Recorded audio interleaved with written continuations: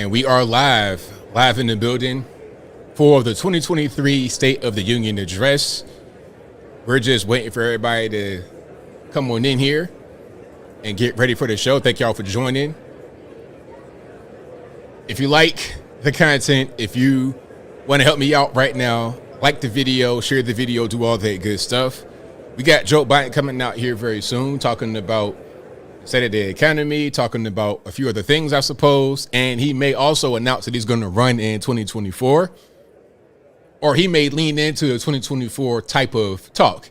He may not announce tonight, but he's going to possibly give a soft announcement. So that's where we are right now. Again, this is the State of the Union 2023 address. He may announce his 2024 run or kind of lean into it. And the topics for tonight are going to be the economy, and I'm not really sure what else. We'll see what he talks about. Now, if you ask me for my opinion about what's going to be said, I anticipate quite a few lies. Okay, I don't anticipate too much truth being spoken here, but we're going to see. We shall see in just a few minutes. He should come out any moment now. The address is scheduled for 9 o'clock. We are past 9 o'clock, so we're going to see when he comes out. We got movement. Speaker, the President of the United States. And there's your man.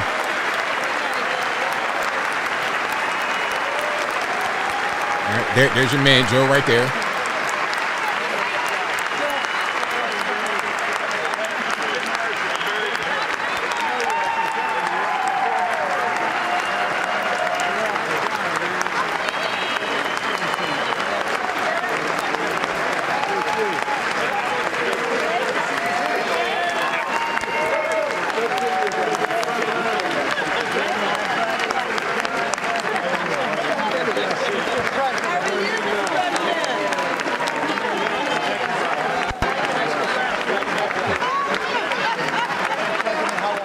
Somebody said the mummy rises. Hilarious. You guys are funny.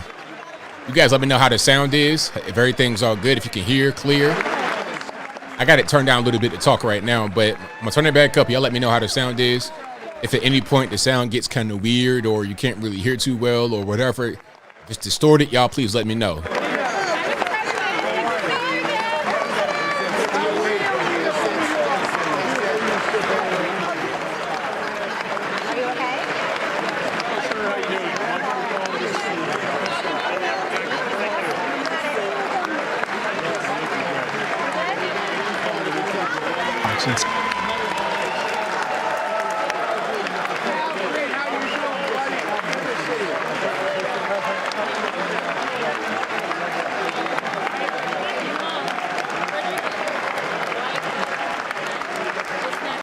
Before we get started, I got something for you guys. So when Jill came in, she kissed Doug Emhoff. That's Kamala Harris's husband. Check it out. Inside the House chair. Watch this. We see that area is filled with some of their guests. We'll get to some of the descriptions of why they're there. But first, we want to bring in our panel. That's Kamala Harris's husband. I said wife. That's Kamala Harris's husband right there, Doug Emhoff. So pretty weird, but I digress.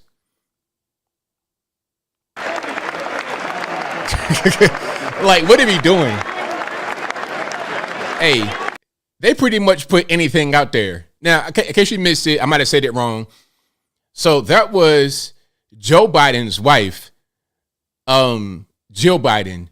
She came out there and kissed Kamala Harris's husband on his lips, Doug Emhoff.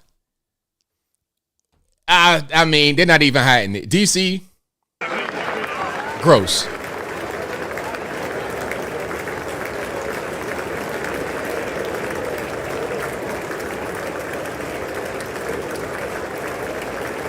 Marriage inclusion, hilarious.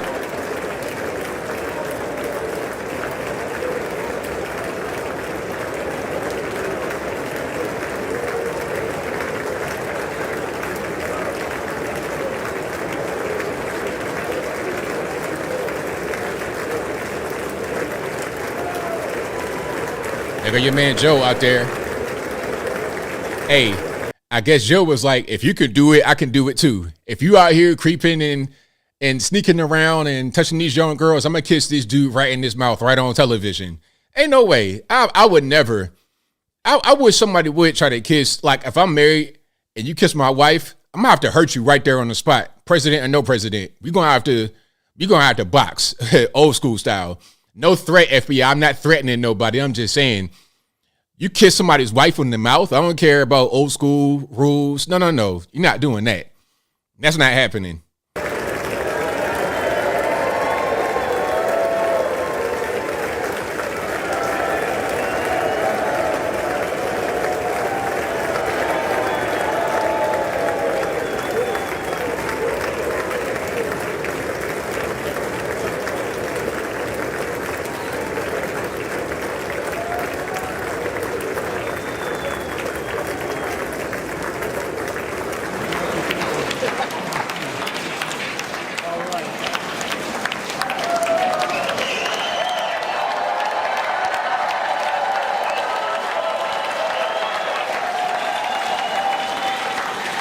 You got Kamala and, of course, Kevin McCarthy behind him, Speaker of the House, and the Vice President. Hello.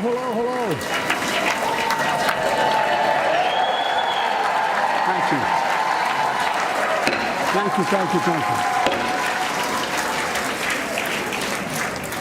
Members of Congress, I have the high privilege and the distinct honor to present to you the President of the United States.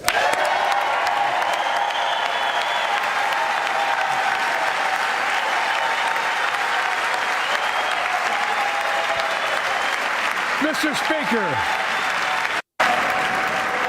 Thank you. You can smile. It's okay. Thank you. Thank you. Please.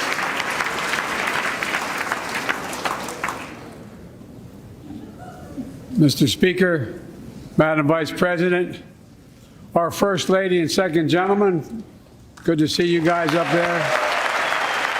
Members of Congress.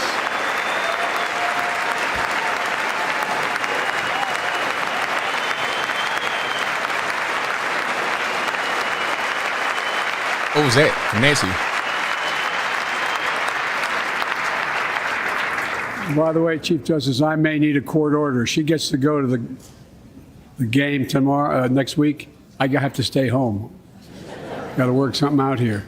Members of the Cabinet, leaders of our military, Chief Justice, Associate Justice, and retired Justice of the Supreme Court, and to you, my fellow Americans. You know, I start tonight by congratulating the 118th Congress and the new Speaker of the House, Kevin McCarthy.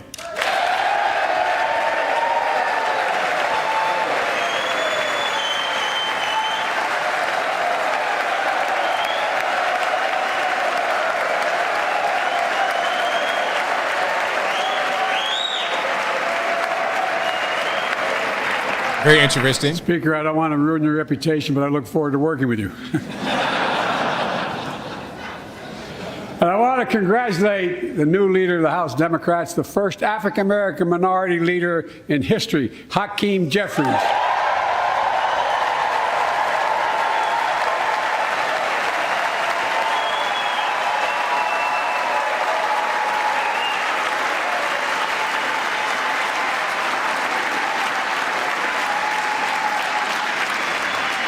He won in spite of the fact I campaigned for him.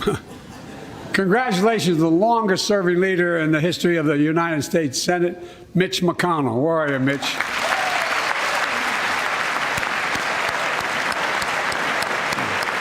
He's just chilling. And congratulations to Chuck Schumer, another term as Senate Minority Leader. I think you. Chuck Schumer. Well, this time you have a slightly bigger majority, Mr. Leader, and you're the majority leader. About that much bigger?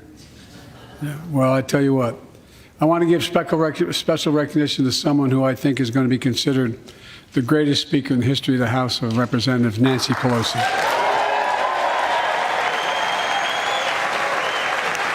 These are some old people. Old.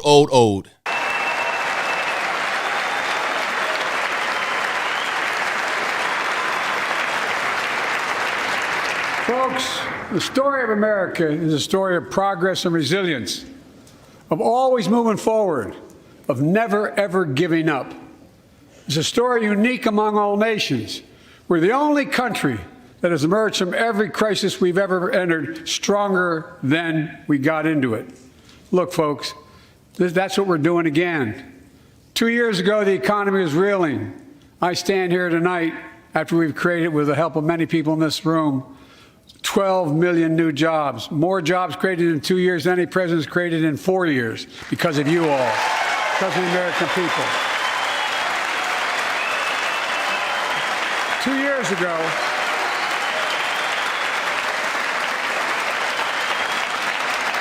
and 2 years ago, COVID had shut down, our businesses were closed, our schools were robbed of so much, and today, COVID no longer controls our lives. And 2 years ago, democracy faced its greatest threats in the Civil War, and today, oh boy, though bruised, our democracy remains unbowed and unbroken. The Civil War? Yeah, there you go, Captain. Sit down on that one. As we gather here tonight, we're writing the next chapter in the great American story, a story of progress and resilience. When world leaders ask me to define America, and they do, believe it or not, I can define it in one word, and I mean this: possibilities. We don't think anything is beyond our capacity. Everything is a possibility. You know, we're often told that Democrats and Republicans can't work together.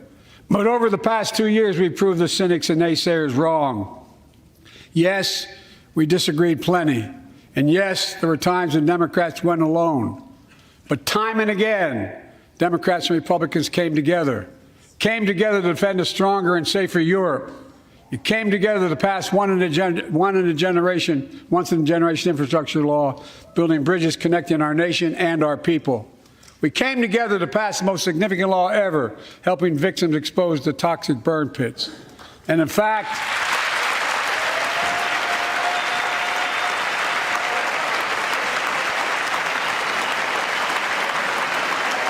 it was important. Got a squad. And in fact, I signed over 300 bipartisan pieces of legislation since becoming president, from reauthorizing the Violence Against Women Act, the Electoral Count Reform Act, the Respect for Marriage Act that protects the right to marry the person you love. And to my Republican friends, if we could work together the last Congress, there's no reason we can't work together and find consensus on important things in this Congress as well. I think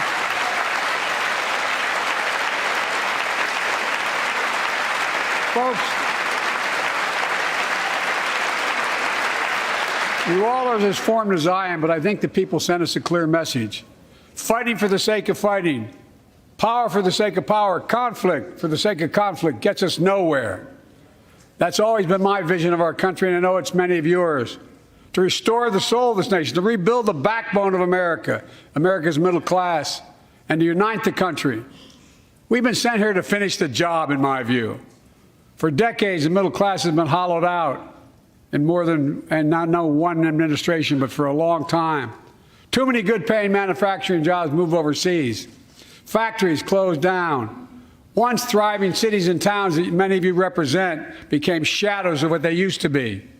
And along the way, something else we lost: pride, our sense of self-worth.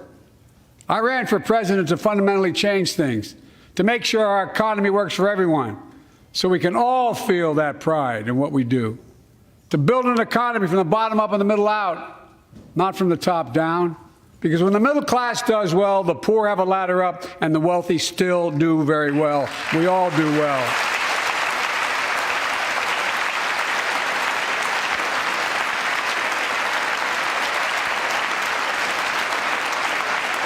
I know a lot of you always kid me for always quoting my dad, but my dad used to say, Joey, a job's about a lot more than a paycheck. He really would say this. It's about a lot more than a paycheck. It's about your dignity.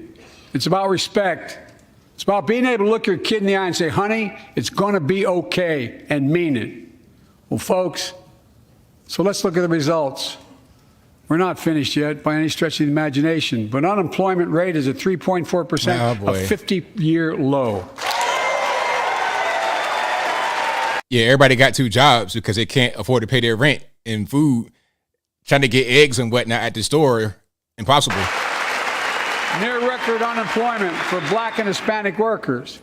We've already created, your help, 800,000 good-paying manufacturing jobs, the fastest growth in 40 years. And where is it written?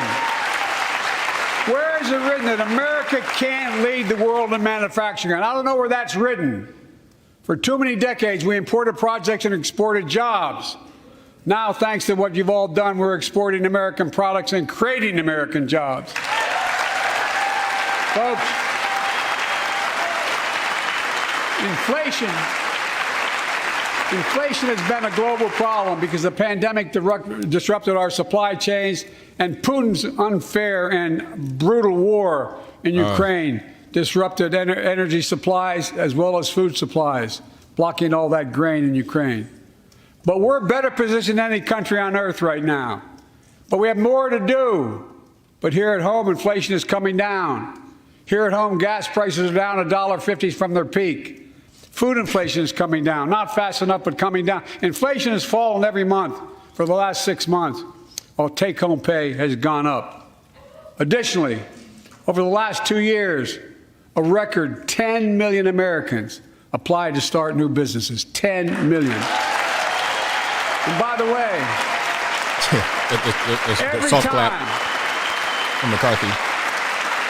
every time someone starts a small business is an act of hope. And Madam Vice President, I want to thank you for leading that effort to ensure that small businesses have access to capital and the historic laws we enacted that are going to just come into being. Standing here last year, I shared with you a story of American genius and possibilities. Semiconductors, small computer chips the size of a fingerprint that power everything from cell phones to automobiles and so much more. These chips were invented in America. Let's get that straight. They were invented in America. We used to make 40% of the world's chips. In the last several decades, we lost our edge. We're down to only producing 10%. We all saw what happened during the pandemic when chip factories shut down overseas. Today's automobiles need 3,000 chips, each of those automobiles. But American automobiles couldn't make enough cars because there weren't enough chips. Car prices went up, people got laid off. So did everything from refrigerators to cell phones. We can never let that happen again. That's why we came together to pass the Bipartisan Chips and Science Act.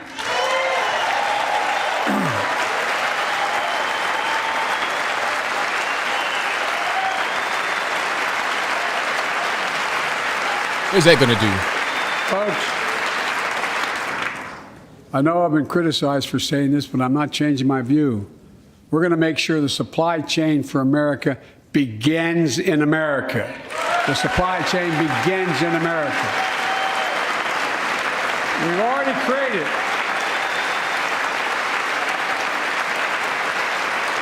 created 800,000 new manufacturing jobs without this law, before the law kicks in.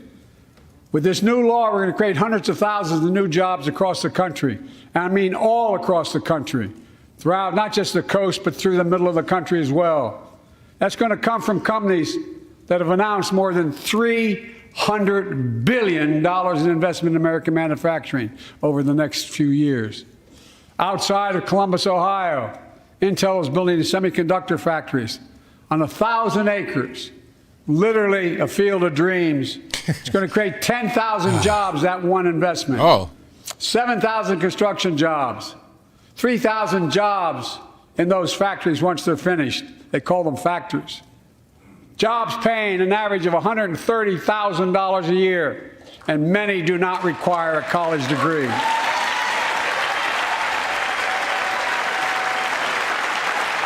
Jobs. Because we work together, these jobs where people don't have to leave home to search for opportunity. And it's just getting started. Think about the new homes, the small businesses, the medium-sized businesses. So much more that's going to be needed to support those 3,000 permanent jobs and the factories that are going to be built. Talk to mayors and governors, Democrats and Republicans, and they'll tell you what this means for their communities. We're seeing these field of dreams transform to the heartland. But to maintain the strongest economy in the world, we need the best infrastructure in the world. And folks, as you all know, we used to be #1 in the world in infrastructure. We've sunk to 13th in the world. The United States of America, 13th in the world in infrastructure, modern infrastructure. But now we're coming back because we came together and passed the bipartisan infrastructure law, the largest investment in infrastructure since President Eisenhower's interstate highway system.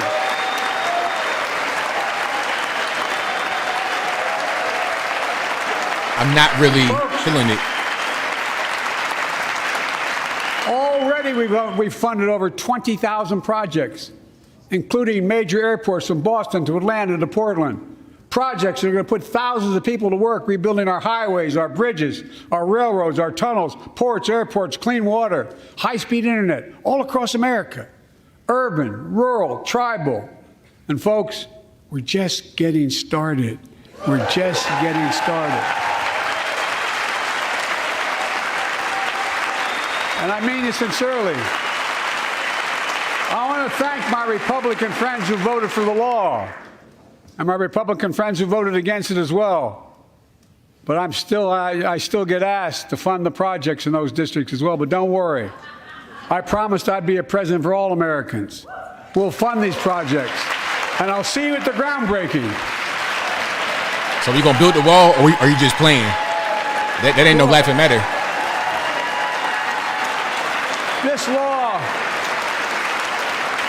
This law will further unite all of America. Projects like Brent Spence Bridge in Kentucky over the Ohio River, built 60 years ago, badly needed repairs, one of the nation's most congested freight routes, carrying $2 billion worth of freight every single day across the Ohio River. And folks, I've been talking about fixing it for decades, but we're really finally going to get it done. Yes. I went there last month with Democrats and Republicans, and from both states, to deliver a commitment of $1.6 billion for this project.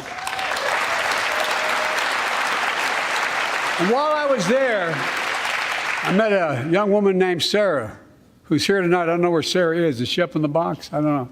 Sarah, how are you? Well, Sarah, for 30 years,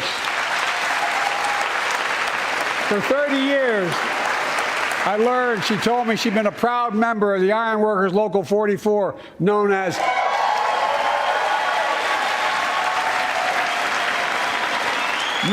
the Cowboys in the Sky. The folks who built Cincinnati's skyline. Sarah said she can't wait to be 10 stories above the Ohio River building that new bridge. God bless her. That's pride. And that's what we're also building. We're building back pride. Look, we're also replacing poisonous lead pipes that go into 10 million homes in America, 400,000 school and child care centers. So every child in America can drink the water instead of having permanent damage to their brain. Look, we're making sure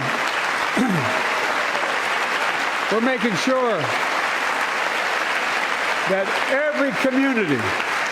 every community in America has access to affordable high-speed internet. No parent should have to drive by McDonald's parking lot to help them do their homework online with their kids, which many thousands were doing across the country. And when we do these projects, and again, I get criticized for this, but I make no excuses for it, we're going to buy American. We're going to buy America. Good luck with that.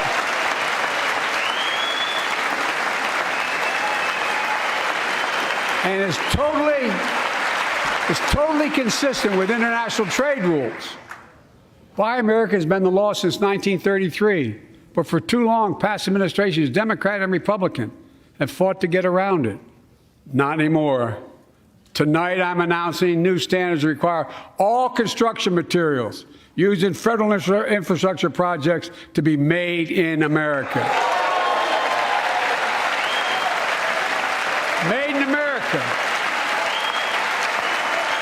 I mean it.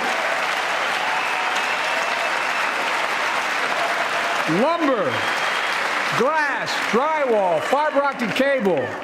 And on my watch, American roads, bridges, and American highways are going to be made with American products as well. Folks, my economic plan is about investing in places and people that have been forgotten.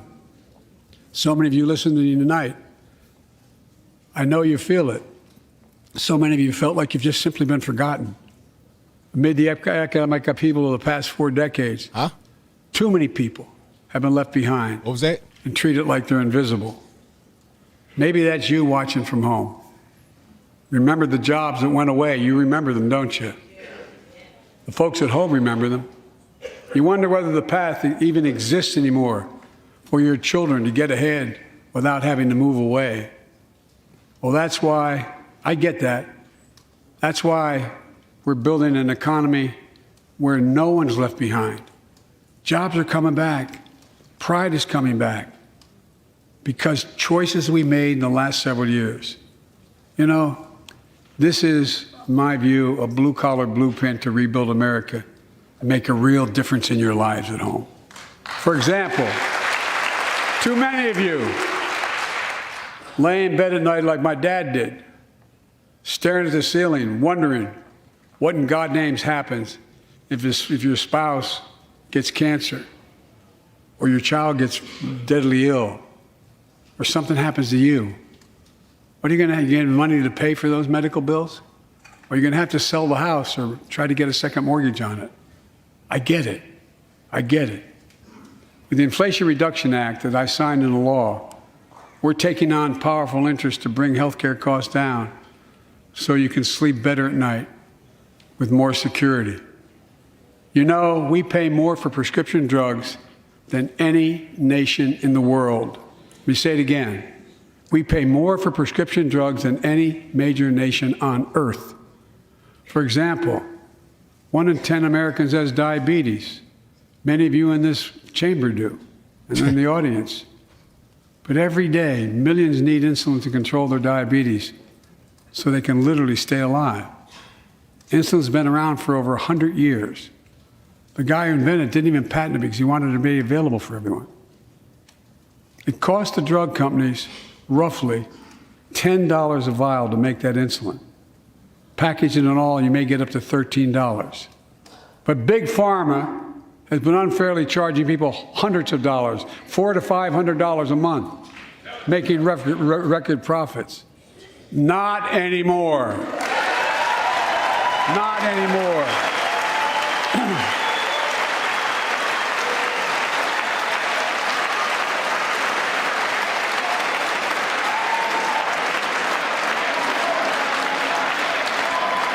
Are they chanting? What are they chanting?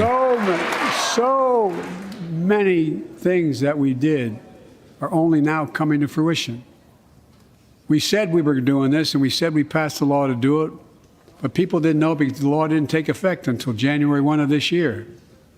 We capped the cost of insulin at $35 a month for seniors on Medicare. The people are just finding out. I'm sure you're getting the same calls I'm getting. Look, there are millions of other Americans who do not or are not on Medicare, including 200,000 young people with type 1 diabetes and need this insulin to stay alive. Let's finish the job this time. Let's cap the cost of insulin for everybody at $35.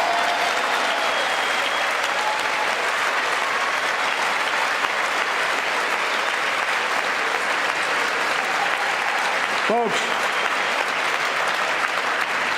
the Big Pharma is still going to do very well, I promise you all.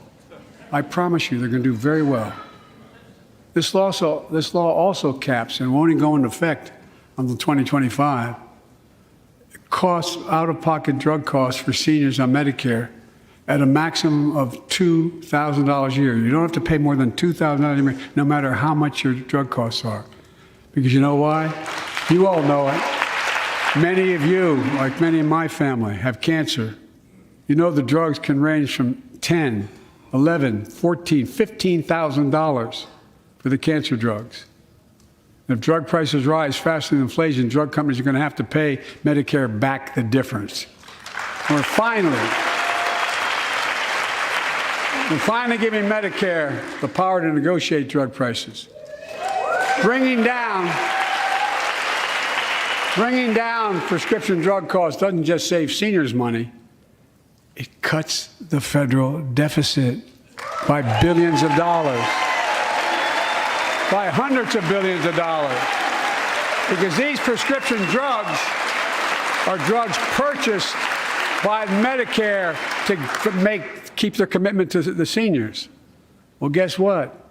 Instead of paying $400 or $500 a month, you're paying $15. That's a lot of savings for the federal government.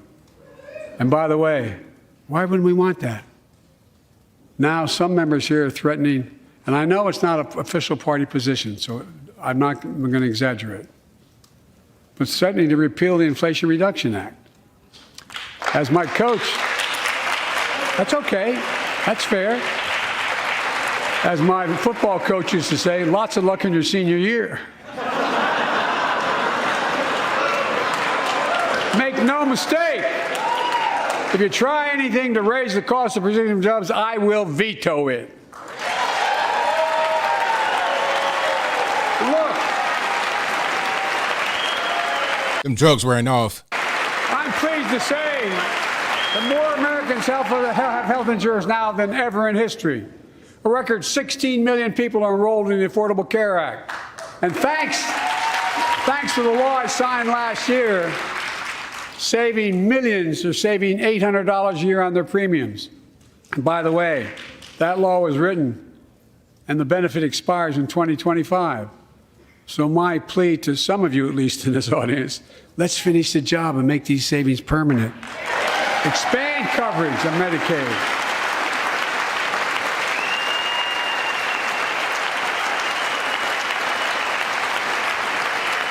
Look, the Inflation Reduction Act is also the most significant investment ever in climate change. Ever. Climate change? What? Lowering utility bills, creating American jobs, leading the world to a clean energy future. I visited the devastating aftermath of record floods, droughts, storms, and wildfires from Arizona to Mexico to all the way up to the Canadian border. More timber has been burned, as I've observed from helicopters, than the entire state of Missouri. And we don't have global warming? Not a problem. In addition to emergency recovery, from Puerto Rico to Florida to Idaho, we're rebuilding for the long term. New electric grids that are able to weather major storms and not prevent those forest fires. Roads and water systems withstand the next big flood. Clean energy to cut pollution and create jobs in communities often left behind. We're going to build 500,000 electric vehicle charging stations installed across the country by tens of thousands of IBW workers. And we're helping families save more than $1,000 a year with tax credits to purchase electric vehicles and efficient appliances, energy-efficient appliances. Historic conservation efforts to be responsible stewards of our land. Let's face reality. The climate crisis doesn't care if you're in a red or blue state. It's an existential threat. We have an obligation, not to ourselves, but to our children and grandchildren, to confront it. I'm proud of how America, at last, is stepping up to the challenge. We're still going to need oil and gas for a while. But guess what? No, we do. But there's so much more to do. We got to finish the job. And we pay for these investments in our future by finally making the wealthiest and biggest corporations begin to pay their fair share. Just begin. So money fixes climate change? It's a grift. Look, I'm a capitalist, but pay your fair share. I think a lot of you at home agree with me and many people that you know The tax system is not fair. It is not fair. Yeah, can I pay less money? How about that?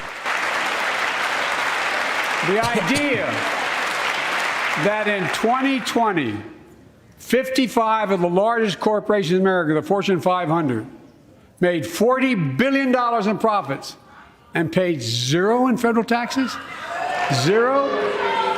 Folks, it's simply not fair. But now, because of the law I signed, billion-dollar companies have to pay a minimum of 15%. God love them. 15%. You're going to kill jobs like that, sir. That's less than a nurse pays.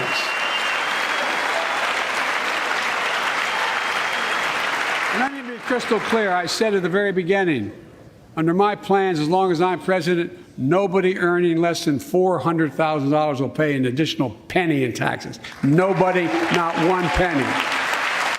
Big corporations are going to pass the taxes down to us. We have to reward work, not just wealth. Pass my proposal for the billionaire minimum tax.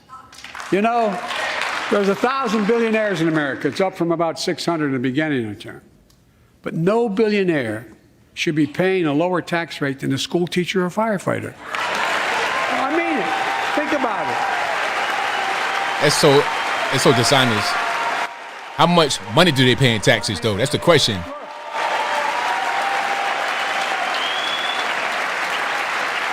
I know you aren't enthusiastic about that, but think about it. Think about it. Have you noticed Big Oil just reported its profits, record profits? Last year they made $200 billion in the midst of a global energy crisis. I think it's outrageous. Why? They invested too little of that profit to increase domestic production. And when I talk to a couple of them, they say, we're afraid you're going to shut down all the oil wells, all the oil refineries anyway, so why should we invest in them? I said, we're going to need oil for at least another decade. And that's going to exceed and beyond that. We're going to need it. Production. If they had, in fact, invested in the production to keep gas prices down, instead, they used the record profits to buy back their own stock, rewarding their CEOs and shareholders. Corporations ought to do the right thing. That's why I propose we quadruple the tax on corporate stock buybacks and encourage long-term investments. They'll still make considerable profit. Let's finish the job and close the loophole to allow very wealthy to avoid paying their taxes. Instead of cutting the number of audits for wealthy taxpayers, I just signed a law to reduce the deficit by $114 billion by cracking down on wealthy tax cheats. That's being fiscally responsible. In the last 2 years, my administration has cut the deficit by more than $1.7 trillion, the largest deficit reduction in American history. Under the previous administration, the American deficit went up 4 years in a row. Because those record deficits, no president added more to the national debt in any 4 years than my predecessor.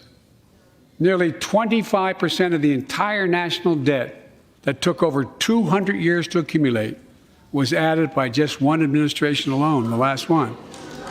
They're the facts. Check it out. Check it out. How did Congress respond to that debt? They did the right thing. They lifted the debt ceiling 3 times without preconditions or crisis.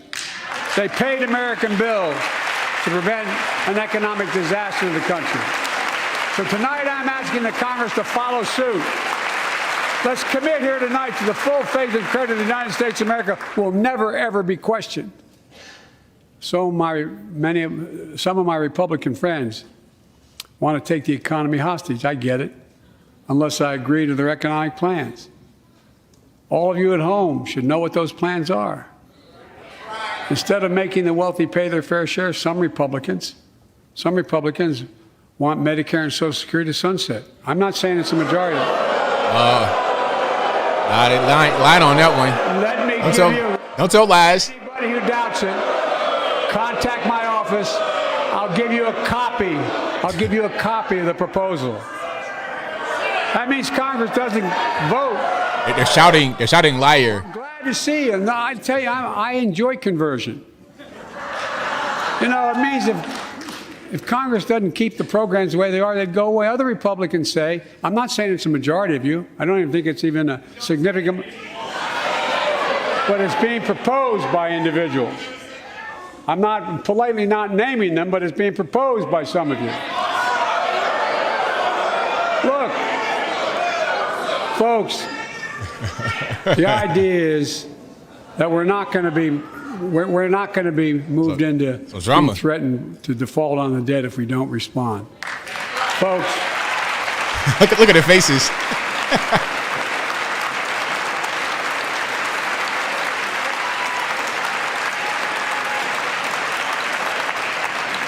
So, folks, as we all apparently agree, Social Security and Medicare is off the books now, right? They're not to be stopped. All right. I'm ready. We got unanimity.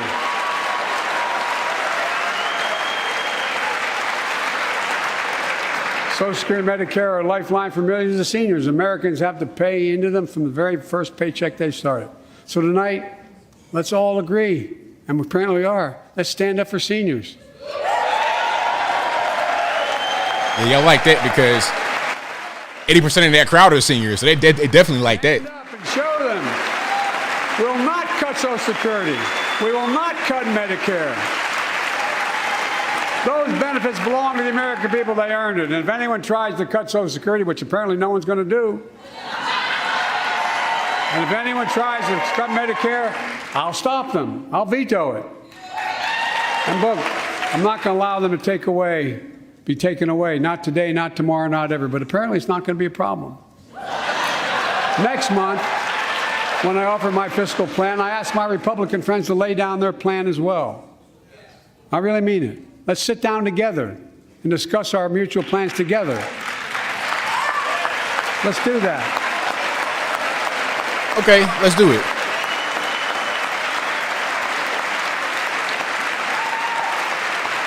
I can tell you, the plan I'm going to show you is going to cut the deficit by another $2 trillion. And it won't cut a single bit of Medicare or Social Security. In fact, we're going to extend the Medicare Trust Fund at least 2 decades, because that's going to be the next argument. How do we keep it solvent, right? Well, we'll not raise tax on anyone making under 400 grand, but we'll pay for it the way we talked about tonight, by making sure that the wealthy and big corporations pay their fair share. Look. Here's the deal.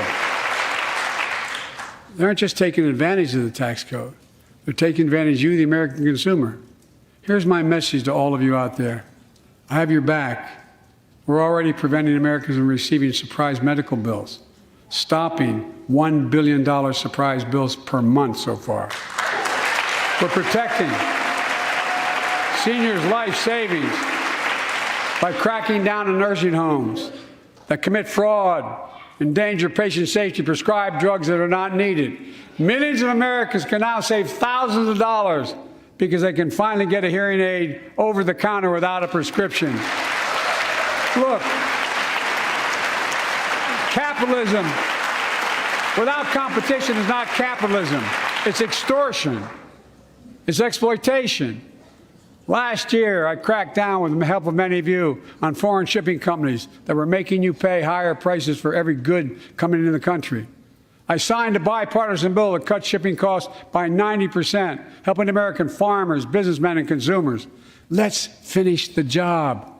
Pass the bipartisan legislation to strengthen antitrust enforcement and prevent big online platforms from giving their own products an unfair advantage.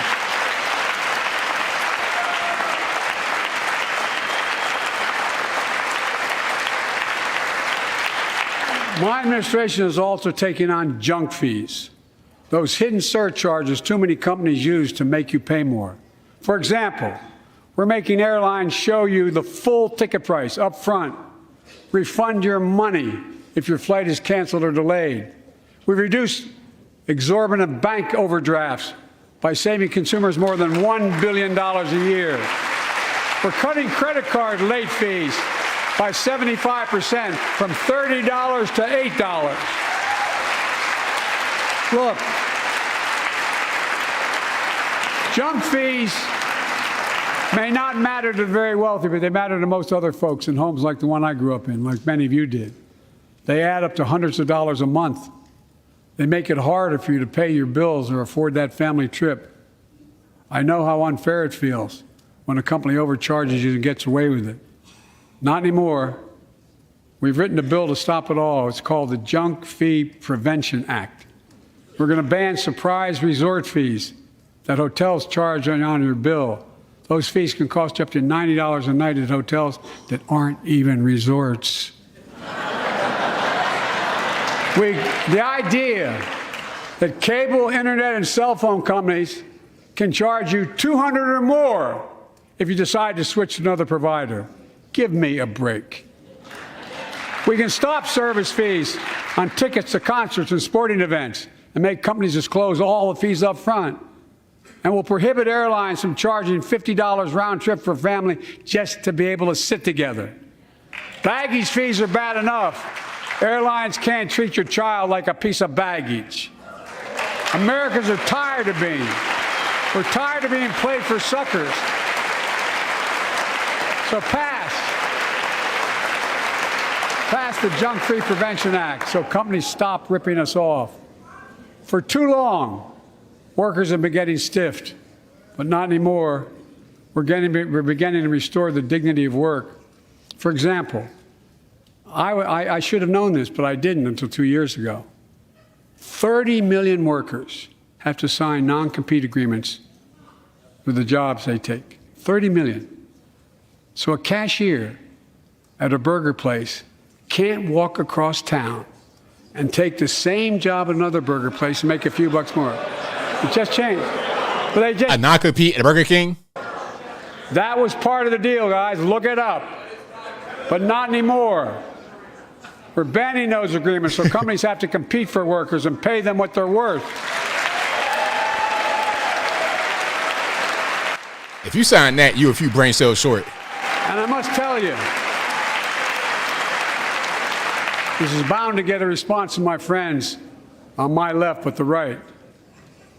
I'm so sick and tired of companies breaking the law by preventing workers from organizing.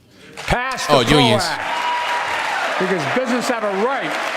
Workers have a right to form a union. And let's guarantee all workers have a living wage. Let's make sure working parents can afford to raise a family with sick days, paid family medical leave, affordable child care.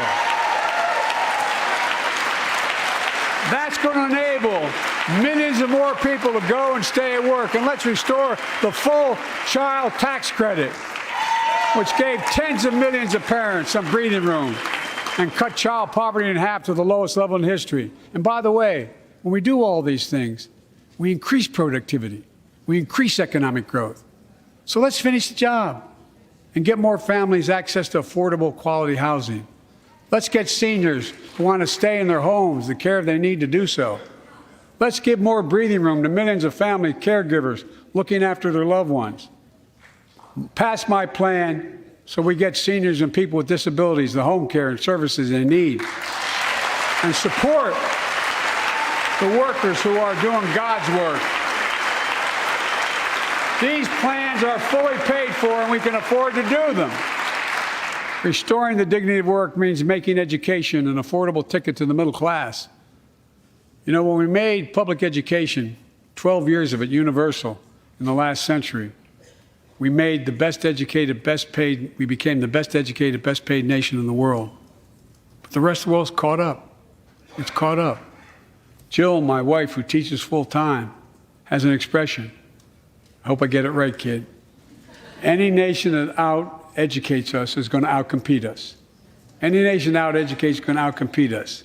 Folks, we all know 12 years of education is not enough to win the economic competition of the 21st century. We want to have the best educated workforce.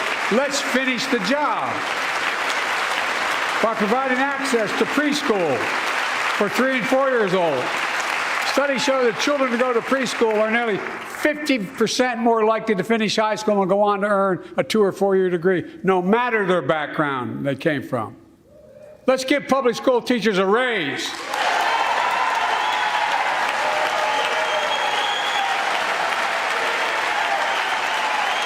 Or let's cut the Department of Education altogether. Let's go ahead and just abolish that. Progress by reducing student debt, increasing Pell Grants for working and middle-class families. Let's finish the job and connect students to career opportunities starting in high school. Provide access to 2 years of community college, the best career training in America, in addition to being a pathway to a 4-year degree.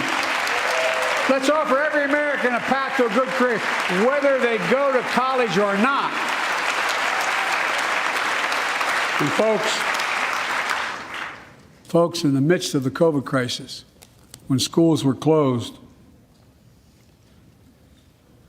and we were shutting down everything, let's recognize how far we came in the fight against the pandemic itself.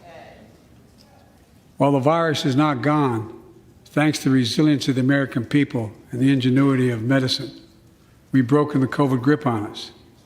COVID deaths are down by 90%. We've saved millions of lives and opened up our country. We opened our country back up, and soon we'll end the public health emergency. But that's called a public health emergency. But we'll remember the toll and pain that's never going to go away. More than 1 million Americans lost their lives to COVID. 1 million. Families grieving, children orphaned, empty chairs at the dining room table constantly reminding you that she used to sit there. Remembering them, we remain vigilant. We still need to monitor dozens of variants and support new vaccines and treatments. So Congress needs to fund these efforts and keep America safe. And as we emerge from this crisis stronger, we're also got to double down on prosecuting criminals who stole relief money meant to keep workers and small businesses afloat. You worried about that, man? Please. That's the least of your concerns. Everybody took that money.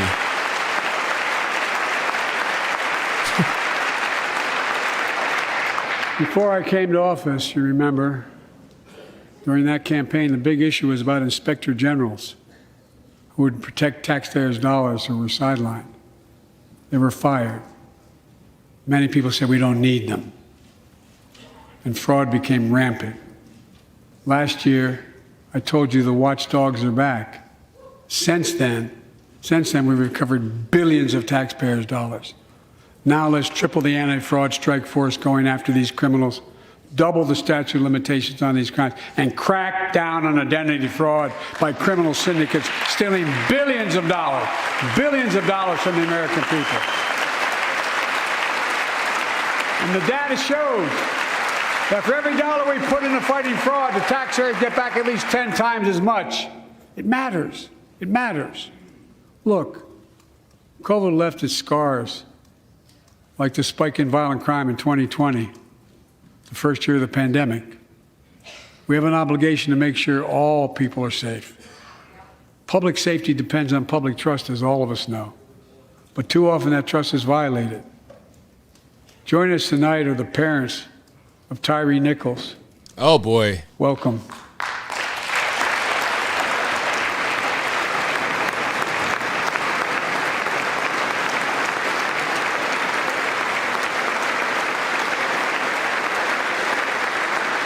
Political football. I had to bury Tyree last week. As many of you personally know, there's no words to describe the heartache or grief of losing a child.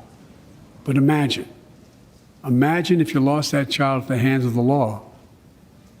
Imagine having to worry whether your son or daughter came home from walking down the street, or playing in the park, or just driving a car. Most of us in here have never had to have the talk that brown and black parents have had to have with their children. Oh, boy. Bo, Hunter, Ashley, my children.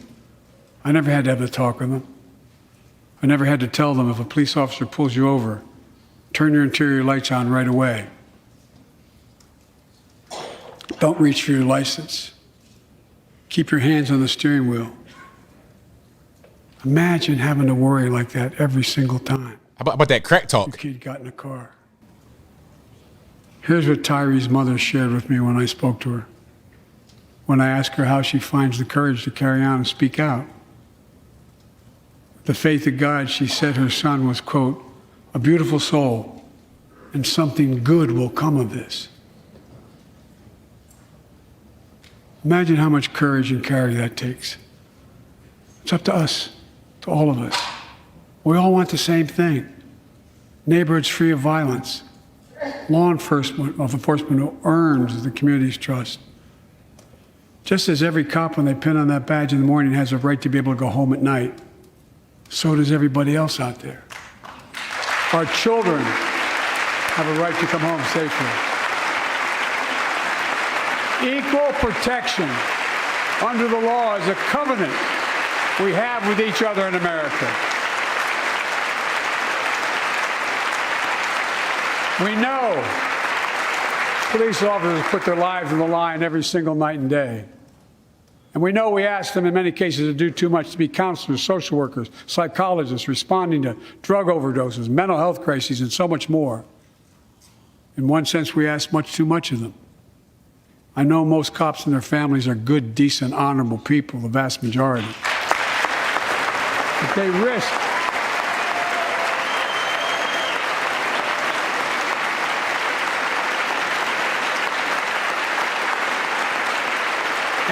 their lives every time they put that shield on. But what happened to Tyree in Memphis happens too often. We have to do better. Give law enforcement the real training they need. Hold them to higher standards. Help them succeed in keeping us safe. We also need more first responders and professionals to address the growing mental health, substance abuse challenges. More resources to reduce violent crime and gun crime. More community intervention programs. More investment in housing, education, and job training. All this can help prevent violence in the first place. And when police officers or police departments violate the public trust, they must be held accountable. With the support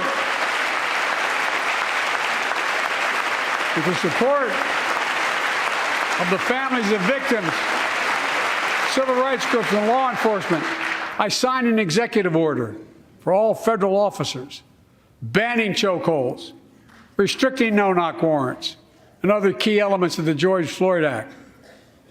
Let's commit ourselves to make the words of Tyler's mom true. Something good must come from this. Something good. And all of us,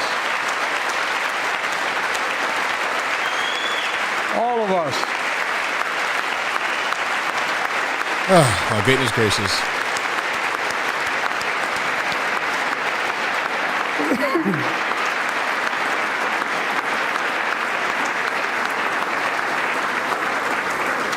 Folks, it's difficult, but it's simple. All of us in this chamber, we need to rise to this moment.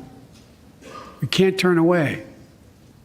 Let's do what we know in our hearts that we need to do. Let's come together to finish the job on police reform. Do something. Do something. That was the plea of parents who lost their children in Uvalde. I met with every one of them. Do something about gun violence. Thank God. Like, wait, we did. What does something mean? Passing the most sweeping gun safety law in 3 decades. That includes things like that the majority of responsible gun owners already support. Enhanced background checks for 18 to 21 years old. Red flag laws, keeping guns out of the hands of people who are a danger to themselves and others. But we know our work is not done. Joining us tonight is Brandon Say, a 26-year-old hero. Brandon put his college dreams on hold to be at his mom's side. His mom's side when she was dying from cancer. Now, that guy deserves to be there. That's the guy that stopped the shooting.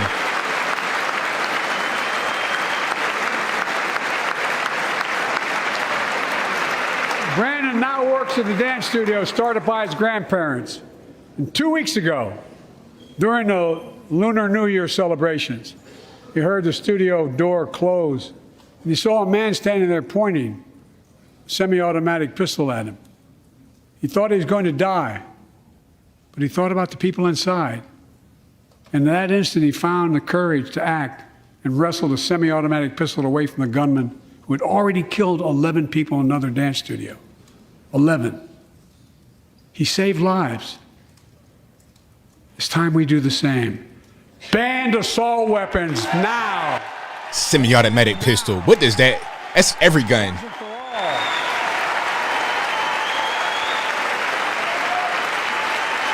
I led the fight to do that in 1994. And in 10 years, that ban was law and mass shootings went down. After we let it expire in the Republican administration, mass shootings tripled. Let's finish the job and ban these assault weapons. And let's also come together on immigration. Make it a bipartisan issue once again.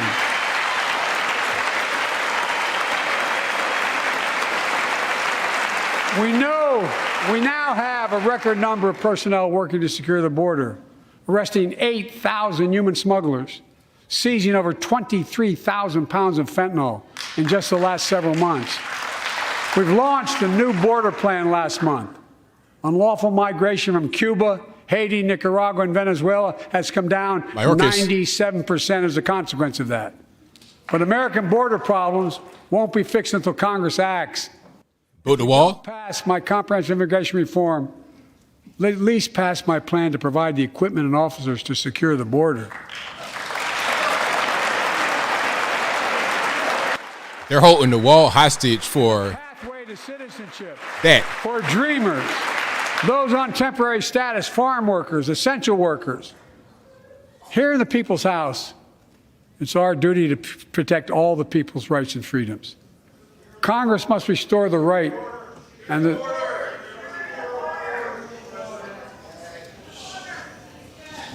Congress must restore the right that was taken away in Roe v. Wade and protect Roe v. Wade.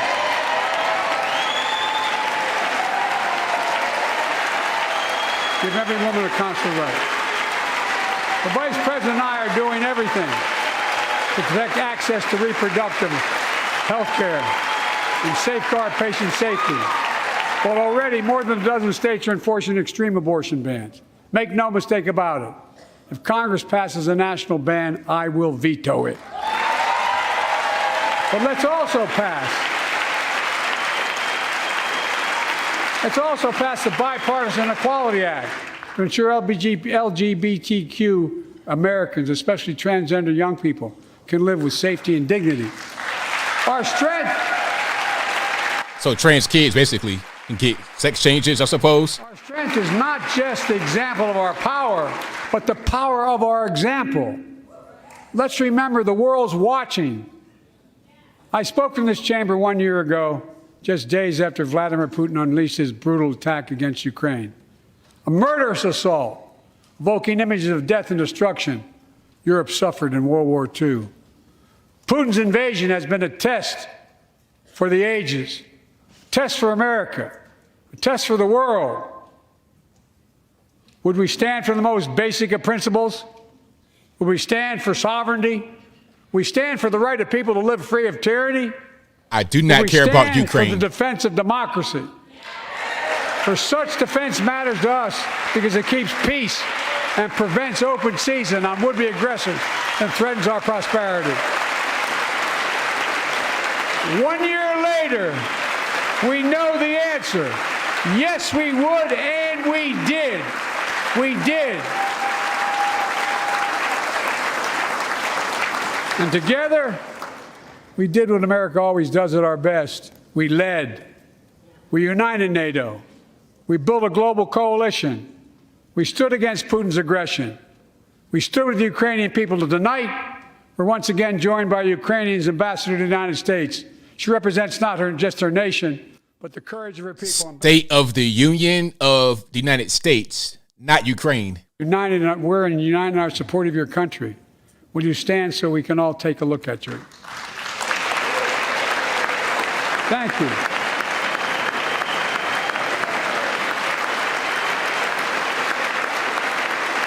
Because we're going to stand with you as long as it takes.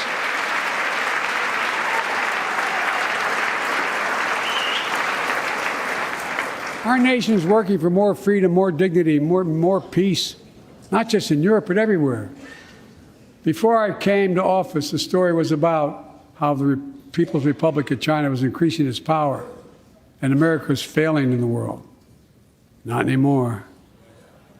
We made clear, and I made clear in my personal conversations, which have been many, with President Xi, that we seek competition, not conflict.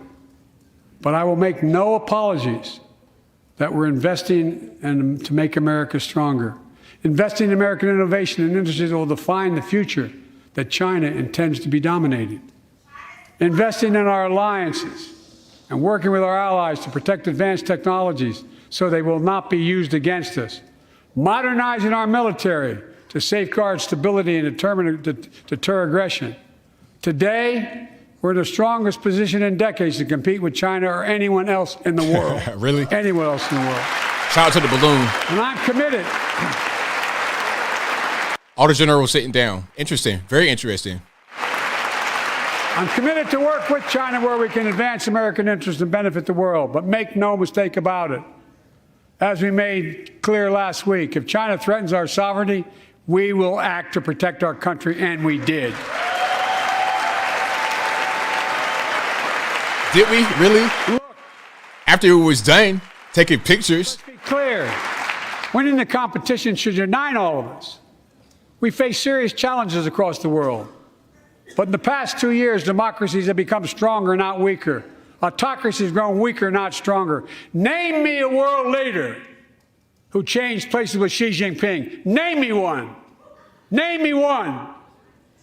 America's rallying the world to meet those challenges, from climate to global health, to food insecurity, to terrorism, to territorial aggression.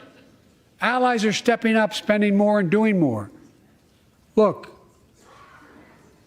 the bridges we're forming between partners in the Pacific and those in the Atlantic, and those who bet against America are learning how wrong they are. It's never, ever been a good bet to bet against America. Never.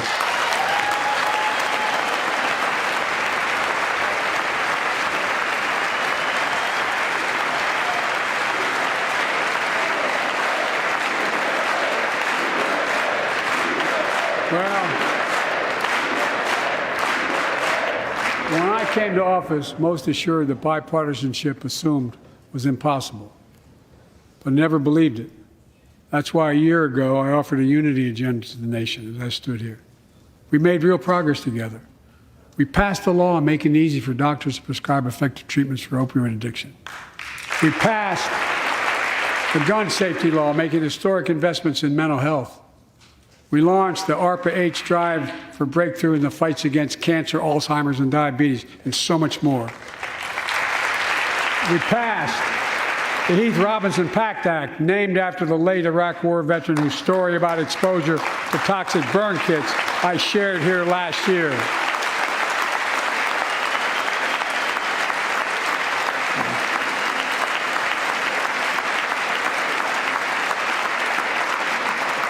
I understand something about those burn pits, but there's so much more to do.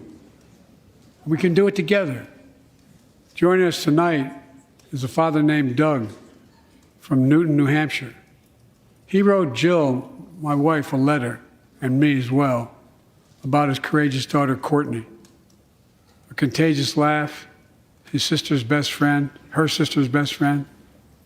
He shared a story all too familiar to millions of Americans and many of you in the audience. Courtney discovered pills in high school. It spiraled into addiction and eventually death from a fentanyl overdose. She was just 20 years old. Describing the last 8 years without her, Doug said, "There's no worse pain."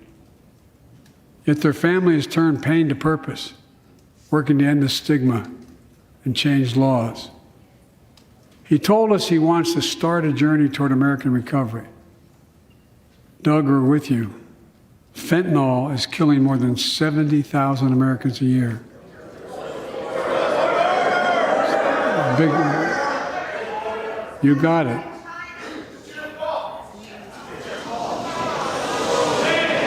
Close the border up, Biden. So let's launch a major surge to stop fentanyl production and the sale and trafficking with more drug detection machines, inspection cargo, stop pills and powder at the border. Working with couriers like FedEx to inspect more packages for drugs. Strong penalties to crack down on fentanyl trafficking. Second, let's do more on mental health, especially for our children. When millions of young people are struggling with bullying, violence, trauma, we give them greater access to mental health care at their schools. We must finally hold social media companies accountable for experimenting they're doing running children for profit. It's time to pass bipartisan legislation to stop big tech from collecting personal data on our kids and teenagers online. Ban targeted advertising to children and impose stricter limits on the personal data that companies collect on all of us. Third, let's do more to keep this nation's one truly sacred obligation to equip those we send into harm's way and care for them and their families when they come home. Job training, job placement for veterans and their spouses as they come to return to civilian life. Helping veterans afford the rent, because no one should be homeless in America, especially someone who served the country.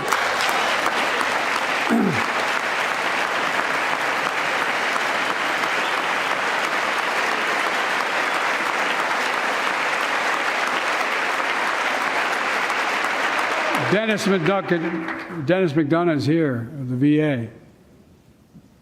We had a first real discussion when I asked him to take the job. I'm glad he did. We were losing up to 25 veterans a day on suicide. Now we're losing 17 a day to the silent scourge of suicide. 17 veterans a day are committing suicide. More than all the people being killed in the wars. Folks, VA is doing everything it can, including expanding mental health screening, proven programs that recruits veterans to help other veterans understand what they're going through, get them the help they need. We got to do more. And fourth, last year, Jill and I reignited the cancer moonshot that I was able to start with President Obama asked me to lead our administration on this issue. Our goal is to cut the cancer death rates at least by 50% in the next 25 years. Turn more cancers from death sentences to treatable diseases. Provide more support for patients and their families. It's personal to so many of us in this audience. Joining us are Morris and Candice, an Irishman and the daughter of immigrants from Panama. They met and fell in love in New York City and got married in the same chapel Jill and I got married in New York City. Kindred spirits.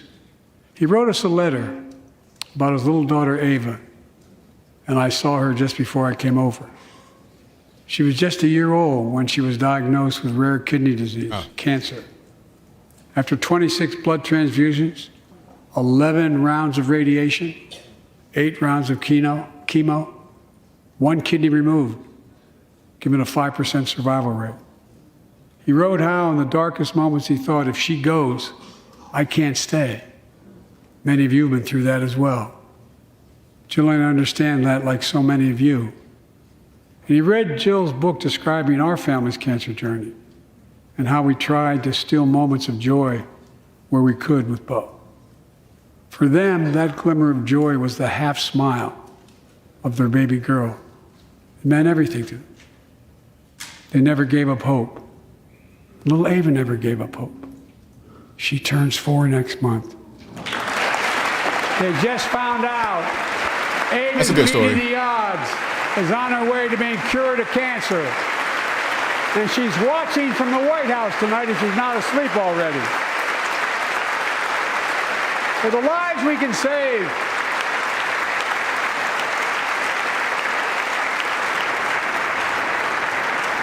For the lives we can save and the lives we've lost, let this be a truly American moment that rallies the country and the world together and proves that we can still do big things. 20 years ago, under the leadership of President Bush, and countless advocates and champions, he undertook a bipartisan effort through PEPFAR to transform the global fight against HIV/AIDS. It's been a huge success. He thought big. He thought large. He moved. I believe we can do the same thing with cancer. Oh, here we go. You're going to cure it? You're going to cure cancer? Okay. Let's end cancer as we know it. Cure some cancers once and for all. Folks, there's one reason why we've been able to do all of these things. Our democracy itself. It's the most fundamental thing of all. With democracy, everything's possible. Without it, nothing is. For the last few years, our democracy has been threatened and attacked, put at risk, put to the test in this very room on January the 6th. Man, shut up. And then just a few months ago, an unhinged big lie, assailant unleashed a political violence, the home of the then Speaker of the House of Representatives, using the very same language the insurrectionists is that what happened? used David as they DePape? stalked these halls and chanted on January 6th. Man, shut up. Here tonight in this chamber is the man who bears the scars of that brutal attack, but is as tough and as strong and as resilient as they get. My friend Paul Pelosi. Paul, stand up. How about when Rand Paul got beat up by his neighbor because of some political stuff? Or when Steve Scalise got shot? Let's not play that type of game, sir. Let's not play that type of game. San Francisco, California, a lot of crime and whatnot. That's what happened. But such a heinous act should have never happened.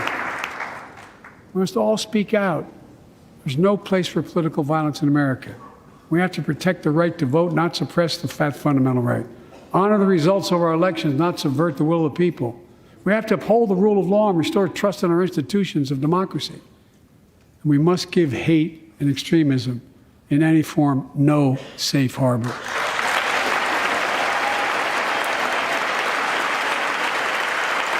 Democracy must not be a partisan issue. It's an American issue. Every generation of Americans has faced a moment where they have been called to protect our democracy, defend it, stand up for it. And this is our moment. My fellow Americans, we meet tonight at an inflection point, one of those moments that only a few generations ever face, where the direction we now take is going to decide the course of this nation for decades to come. We're not bystanders of history. We're not powerless before the forces that confront us. It's within our power of we, the people. We're facing the test of our time. We have to be the nation we've always been at our best, optimistic, hopeful, forward-looking. A nation that embraces light over dark, hope over fear, unity over division, stability over chaos. Huh? We have to see each other not as enemies, but as fellow Americans. We're good people. The only nation in the world built on an idea, the only one.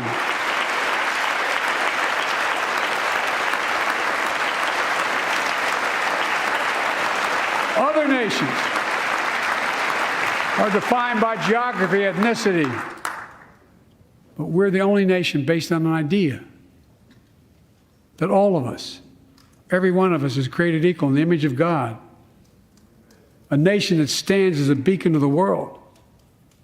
A nation in a new age of possibilities.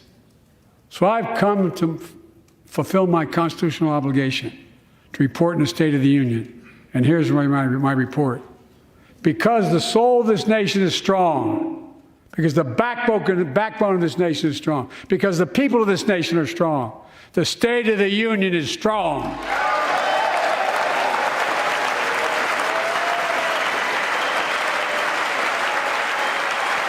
That wasn't a very good punch. I didn't really feel it.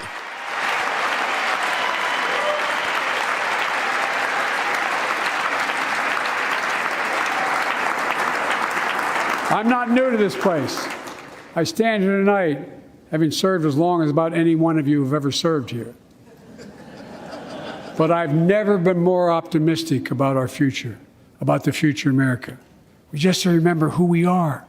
We're the United States of America, and there's nothing beyond our capacity if we do it together. God bless you all, and may God protect our troops. Thank you. Okie dokie. That is your State of the Union address. Don't go nowhere because we have the GOP rebuttal coming up here pretty soon. Again, do not go anywhere. The GOP rebuttal is coming up very soon. I'm going to leave this up. I just turned the sound down because there's no need for that, really. I might turn it up a little bit. Sign up a little bit so you can see if there's any kind of chatter. But, so that was it. I won't do calls tonight. I'll do my calls tomorrow for the regular show. Again, we have the GOP rebuttal coming up here in just a moment. So y'all please hang tight for that. It may not necessarily be on C-SPAN. It may be somewhere else. So, oh, there goes Raphael Warnock. You know what I mean? Trying to get a little bit of favor, do a little bit of brown nosing and whatnot with Boss. Did he not say God bless America? Very interesting. So, what did you guys think? Was that a good speech? Who's this basketball player looking guy in the background shaking his hand? But was that a good speech? I'm not really sure. I don't think so. Not at all. A lot of lies were said there. Just a lot was going on. Now, I want to see the rebuttal. Okay, so they're going to have the rebuttal probably right here on the same place. So I'll just hang tight for now. If you guys see the rebuttal before I do, y'all please let me know in the comments. But I'm not going anywhere. We will have the rebuttal and everything else coming up in just a moment. As soon as they do it, I'll be here live covering it.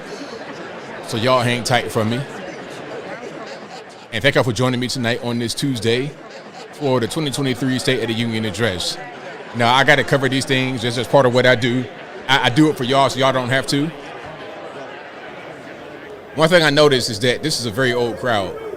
DC, very old people. And a lot of that was about seniors because that's, a lot of these people, that's their constituents. People that vote for them all the time. House reps, off-year races. It's their high school friends and their friends that they associate with. I've been to these dinners. I've been to political dinners locally, and the average age is 65. That's just what it is. So they're going to appeal to those that are their constituents and to their constituents' friends and families and whatnot. Okay? You're a 65-year-old high school friend that has a 95-year-old mom. Of course, he's going to like things for seniors. But that's just one observation I made. A lot of lies talking about fentanyl and whatnot, destroying Americans. But you don't want to close the border up. You're talking about you want to have a plan for the border, but the border's wide open, and everybody knows it. The migrants know it. Everybody is not a one-sided type of situation. Everybody knows what's going on. Okie dokie. And we're just getting ready for the GOP response here pretty soon. And as soon as they show it, I will be here live to cover it for you guys. So y'all please don't go anywhere. Thank y'all again for watching. You guys are the best audience anywhere on these internets. Couldn't do it without you. All right. So I'm going to ask you guys on Twitter what you thought about it. And I also ask here, what did y'all think about the State of the Union address? Y'all let me know what you think about it in the comments. And also, if you're on social media, Twitter, you could let me know there. Okay, full of lies, gross. Who's doing the rebuttal? That's a good question. I think it's going to be Mike Huckabee and Sarah Huckabee Sanders, if I'm not mistaken. Y'all please correct me if I'm wrong. Let me just make sure. Yeah, so it's Sarah Huckabee Sanders. I don't think it's going to be Mike there. I think it's just going to be her by herself. Yeah. Arkansas Governor Sanders. Yeah. So, yeah, she'll do the rebuttal. I thought it was going to be her and her father, but it's just her by herself.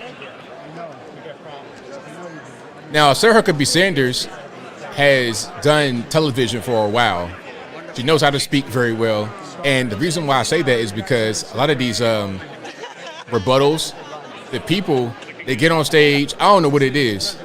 They get stage fright, they get dehydrated, they be all smacking their lips. Whenever you hear somebody smacking their lips when they're talking, like, whenever they do that, it's because they're dehydrated and they're starting to just get kind of dry right there, and they're trying to keep themselves hydrated. One thing that I recommend, keep chapstick. For the people that are out there, dry lips, whatever, that's going to cause you to pucker your lips. That's going to make it worse. Keep your lips hydrated with some actual lip balm. I keep lip balm. I got about 10 lip balms in this little cabinet up under my desk, because when I'm talking on a live stream and I feel my lips getting dry, I know I'm starting to get dehydrated. So water, coconut water if I need it, and your chapstick, very important. I need some right now, matter of fact. Yeah, you're getting that cotton mouth like you just got done smoking weed or something. Yeah, you can't have that. Remember when Rubio had to grasp for that water? Very embarrassing. And every year, it looks like somebody is on there getting dehydrated. It's like, what's the problem? Did y'all forget that y'all going to do this right now? And also, you got to eat enough before you actually go out there. Not right before, just before. Maybe like 3 hours before. Eat enough to where you can digest and use the restroom.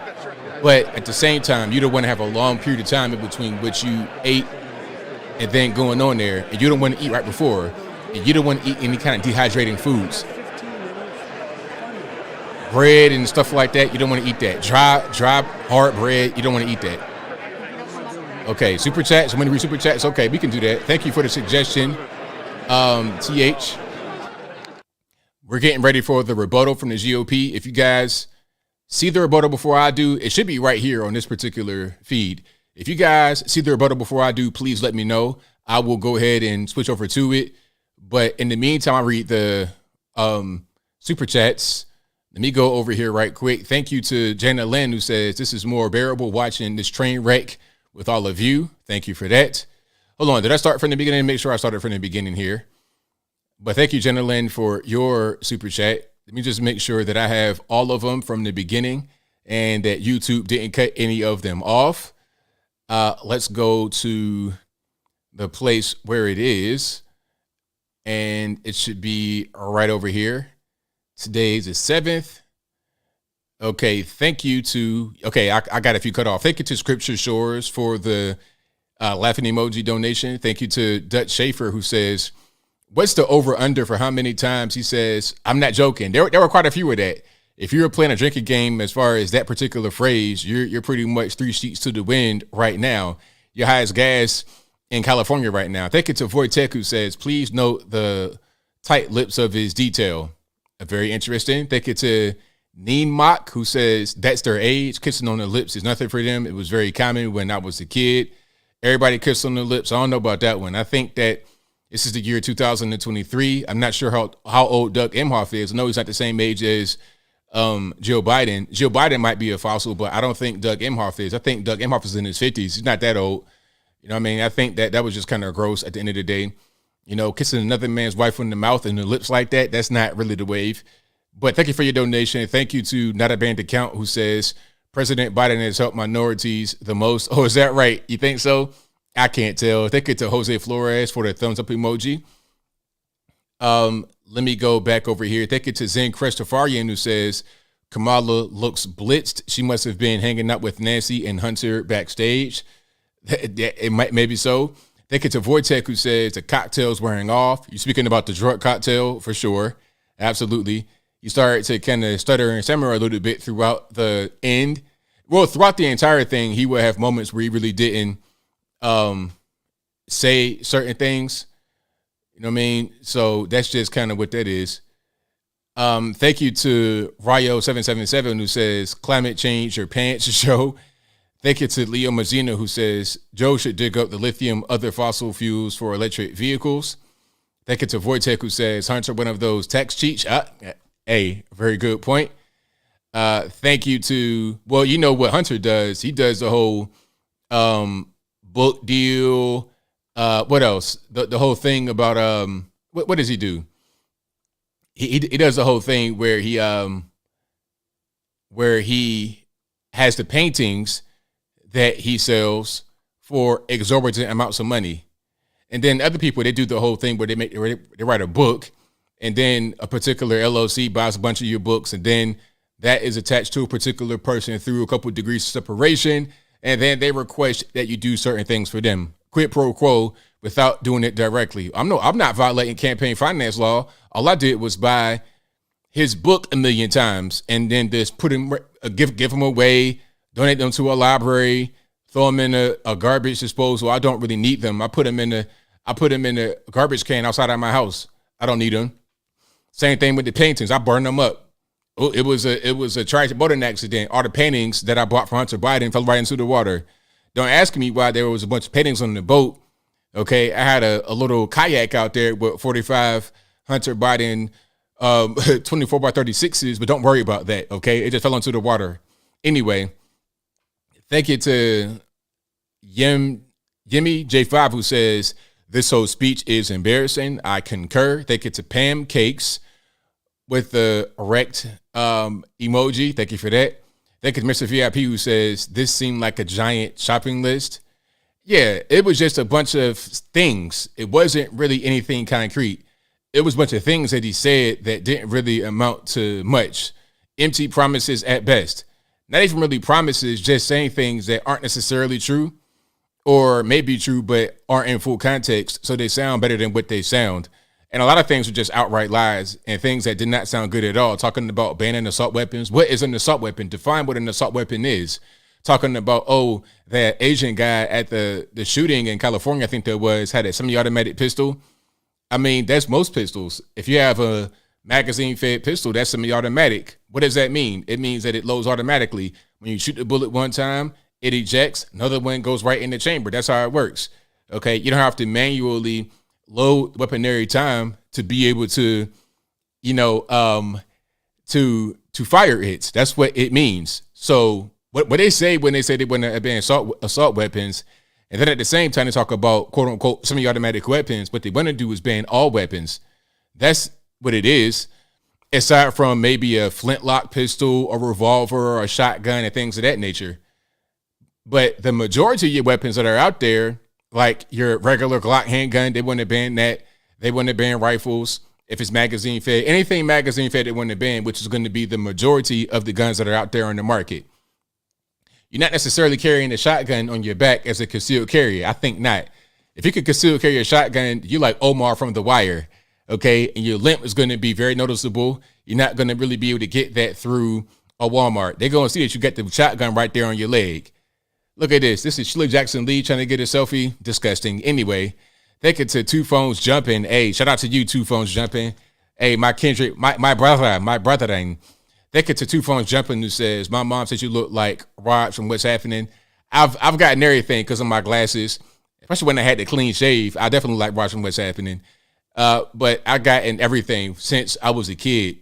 I've gotten the rapper Jadakiss. I've gotten the actor Morris Chestnut. I've gotten Samuel L. Jackson recently because of the beard. I've gotten, who else? I've gotten Rod from What's Happening. I've gotten pretty much any kind of dark-skinned celebrity. any kind of dark-skinned celebrity, that looks halfway decent, I suppose. I've gotten. One thing I used to get all the time was Bokeem Woodbine. If you ever seen Life, he played Can't Get Right. Also, I think he was in Dead Presidents. He's been in quite a few movies. But if you look him up, Bokeem, it is spelled the way it sounds, Bokeem, Woodbine, Bine. I looked like him back in the day when I had no glasses and the clean shave. That was me as well. Any dark-skinned celebrity, especially like a big guy, that I look like. So you put him up. Grady from Sanford and Son, you tried it. Grady could never. Grady had freckles. Like, be for real. Like, give me something that's close. If you say Color Purple, Mr. for Color Purple, maybe, okay. Like Danny Glover, maybe. Get it from Do the Right Thing when he was Samuel L. Jackson. Okay, maybe. Grady, I think not. You might as well say Red Fox. Like, let's be all the way real. But yeah. So we're waiting on I got way off track because I'm reading super chats. We're waiting on the GOP rebuttal. And as soon as they come online with that, I will be there. I've gotten Shaq before. Yes, I've gotten Shaq. Yeah, I've gotten Shaq. I've definitely gotten Shaq before. You know, Shaq, I used to look like Shaq a lot when I had the clean shave. And I have a bald head right now, so I definitely look like Shaq at one point. You know, I can go in there and impersonate him. If you don't know how big 7 foot tall is, I'm 6'3". It's the same thing to you. So I've definitely gotten Shaq before. Shout out to him. Big fan of Shaq. Yeah, I've gotten Shaq. I've gotten all that. Everything. Pootie Tang, at this point, y'all just being racist. You call me anything like that, you getting blocked. Why not just say Chris Rock? You want to say Pootie Tang? You're just being racist. Wesley Snipes, I've gotten that. Yep. I've gotten that before. Anybody. Richard Pryor is not dark skinned. Richard Pryor is the same complexion as Joe Biden almost. Or was, RIP. And I didn't smoke crack or burn my head up either. You know, I don't do drugs. Just say no. All right. So yeah, again, we're just waiting on the GOP rebuttal from Sarah Huckabee Sanders, and then we'll get in there. I don't look like Flav. That's more like, he looks like Lil Boosie. I don't have that type of appearance. Flav is like real dark skinned skinny. I'm not skinny like that. Flav might weigh 100 pounds soaking wet. I'm way over that. But shout out to Flav though. Jericho Green, my brother. Shout out to Jericho. That's my brother, so we might look alike. Yeah. Not literally, you're not my brother literally, but that's my dog. So shout out to Jericho Green. One of the really good guys on the YouTubes, for sure. Somebody asked me, Darren P asked me, ABL, how many lies did you catch tonight? Quite a few. I've gotten Dave Chappelle before. Like I've gotten Dave Chappelle, Don Cheadle. I've gotten Don Cheadle before. The one I get the most is at this point Samuel L. Jackson because of the beard. I get that all the time. When I was in the airport, this dude randomly was like, "Hey man, I love Pulp Fiction." I was like, "Ha ha ha!" Very funny. All right. Look like ABL. Thank you, Dixie George. I look like ABL. There we go. I like that one. Okay. I like that one. All right. Denzel with a beard. I take Denzel with a beard. Shout out to Denzel. Absolutely. Yes, indeed. People say sometimes I look old with the beard, but they say that to me online. They don't say that in person. I look much different in person. Like when you see me fully, like people don't think that I'm as big as I am because all you see is like here up. You don't see how big I am for real. You don't see that I'm 6'3" and I weigh well over 200 pounds. You think I'm like, I don't know. You think I exist in this little square, but I promise I don't. So I look much different. I look younger. People say I look younger than what I actually am, even though I got a gray beard. The gray beard is just God saying, "Hey man, I'm gonna give you this, and you got to deal with it." So that's what I'm doing is dealing with it. Okay, we're waiting still for the GOP rebuttal, so y'all please hang tight. I'm reading some more super chats here. Thank you to Pam Running who says, "Thank you. Look at the people JoJo was talking to. They laugh and look confused." Thank you to Alt Rock Lover who says, "A down payment for a dozen eggs." I appreciate you for that one. Yeah, I'm gonna need it because that food out there is getting crazy. You know, you might have to go ahead and pull an egg heist on one of these chicken farms because it's getting out of control. It is getting out of control. I am 6'3". Yes, I am. Yes. Uh-huh. Yeah.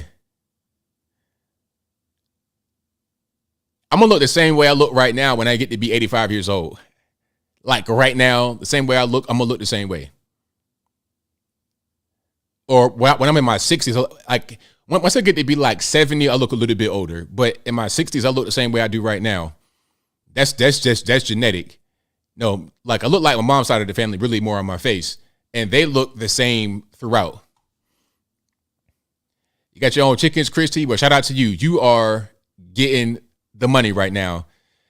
Thank you to TJ Jizzle who says, great commentary. Biggest lie was the most agents on the border ever. Big lie. Oh yeah, that's definitely a big lie. We know about that. And the thing is, even if it was true, which is not true, the border's wide open. So it doesn't even really make a difference. You see what I'm saying? Not only was it a lie, but it's also complicated by the fact that there is no border wall. There's no border. You're pretty much just ushering the illegals across the water. Of the House as he greeted members and got lobbied on legislation, and that's. I'm listening because I want to make sure that I'm not missing the State of the Union address. The rebuttal. Pardon me. Waiting on a rebuttal right now. That's pretty much what we're doing, and it will be from Sarah Huckabee Sanders, the current governor of Arkansas, and of course, Mike Huckabee's daughter.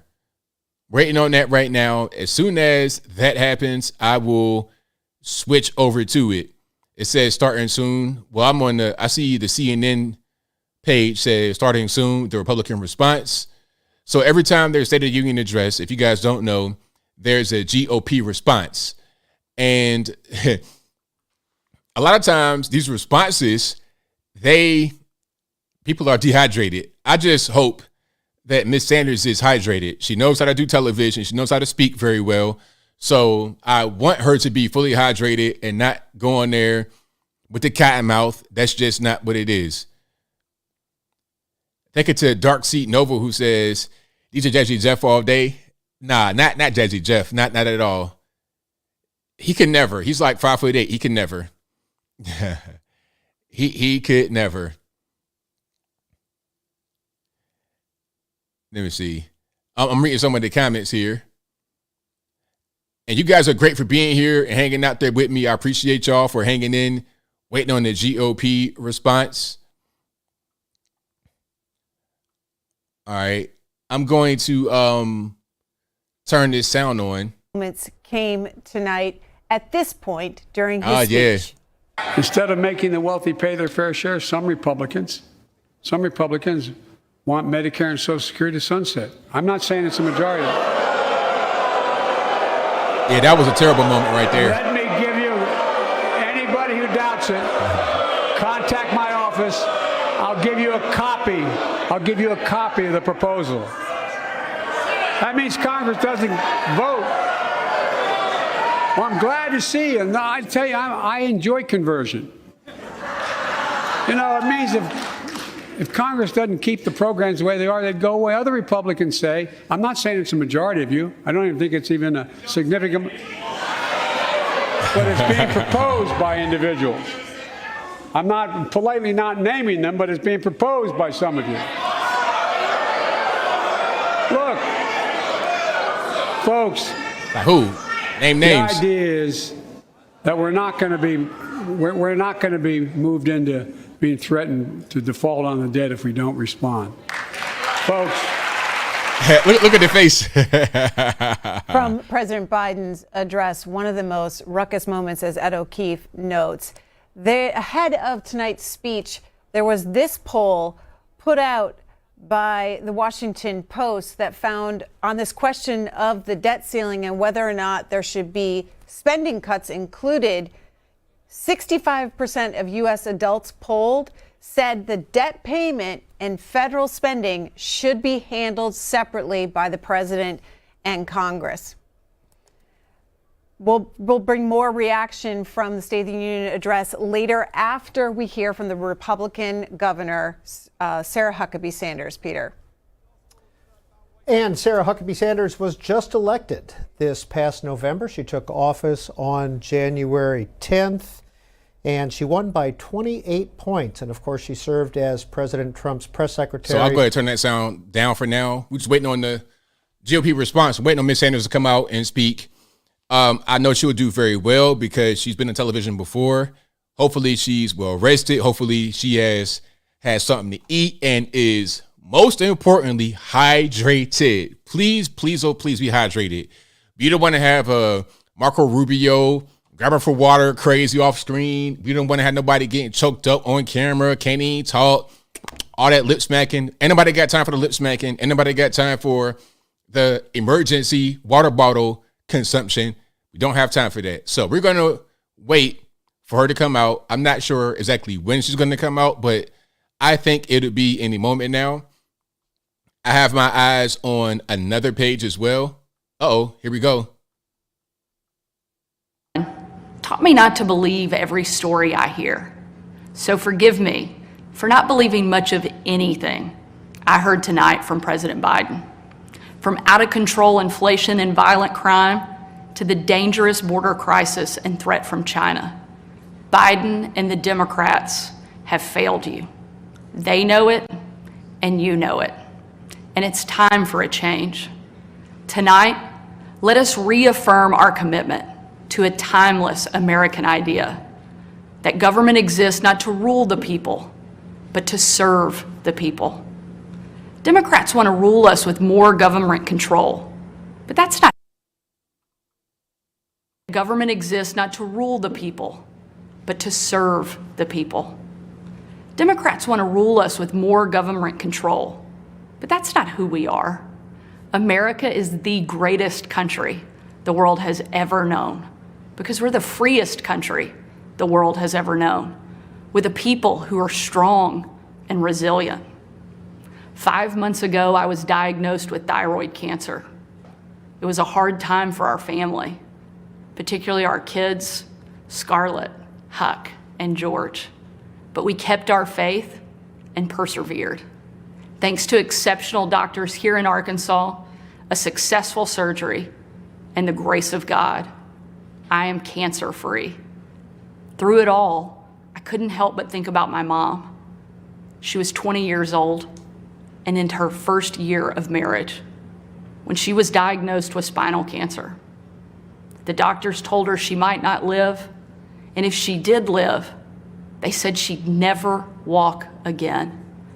And if she did walk, she'd definitely never have children. The daughter she was told she'd never have was just sworn in as the new governor of Arkansas and is speaking to you tonight.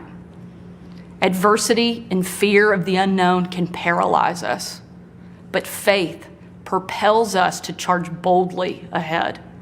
We can't stand still in the face of great challenges. You and I were put on this earth for such a time as this, to charge boldly ahead. I'll be the first to admit, President Biden and I don't have a lot in common. I'm for freedom, he's for government control. At 40, I'm the youngest governor in the country.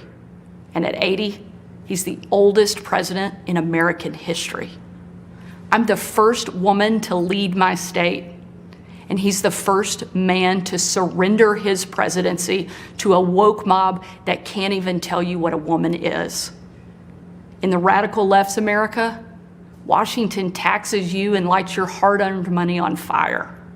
But you get crushed with high gas prices, empty grocery shelves, and our children are taught to hate one another on account of their race, but not to love one another or our great country. Whether Joe Biden believes this madness or is simply too weak to resist it, his administration has been completely hijacked by the radical left. The dividing line in America is no longer between right or left. The choice is between normal or crazy. It's time for a new generation of Republican leadership. Upon taking office just a few weeks ago, I signed executive orders to ban CRT, racism, and indoctrination in our schools, eliminate the use of derogatory term Latinx in our government, repealed COVID orders, and said never again to authoritarian mandates and shutdowns. Americans want common sense from their leaders, but in Washington, the Biden administration is doubling down on crazy. President Biden inherited the fastest economic recovery on record, the most secure border in history, cheap, abundant, homegrown energy, fast rising wages, a rebuilt military, and a world that was stable and at peace. But over the last 2 years, Democrats destroyed it all.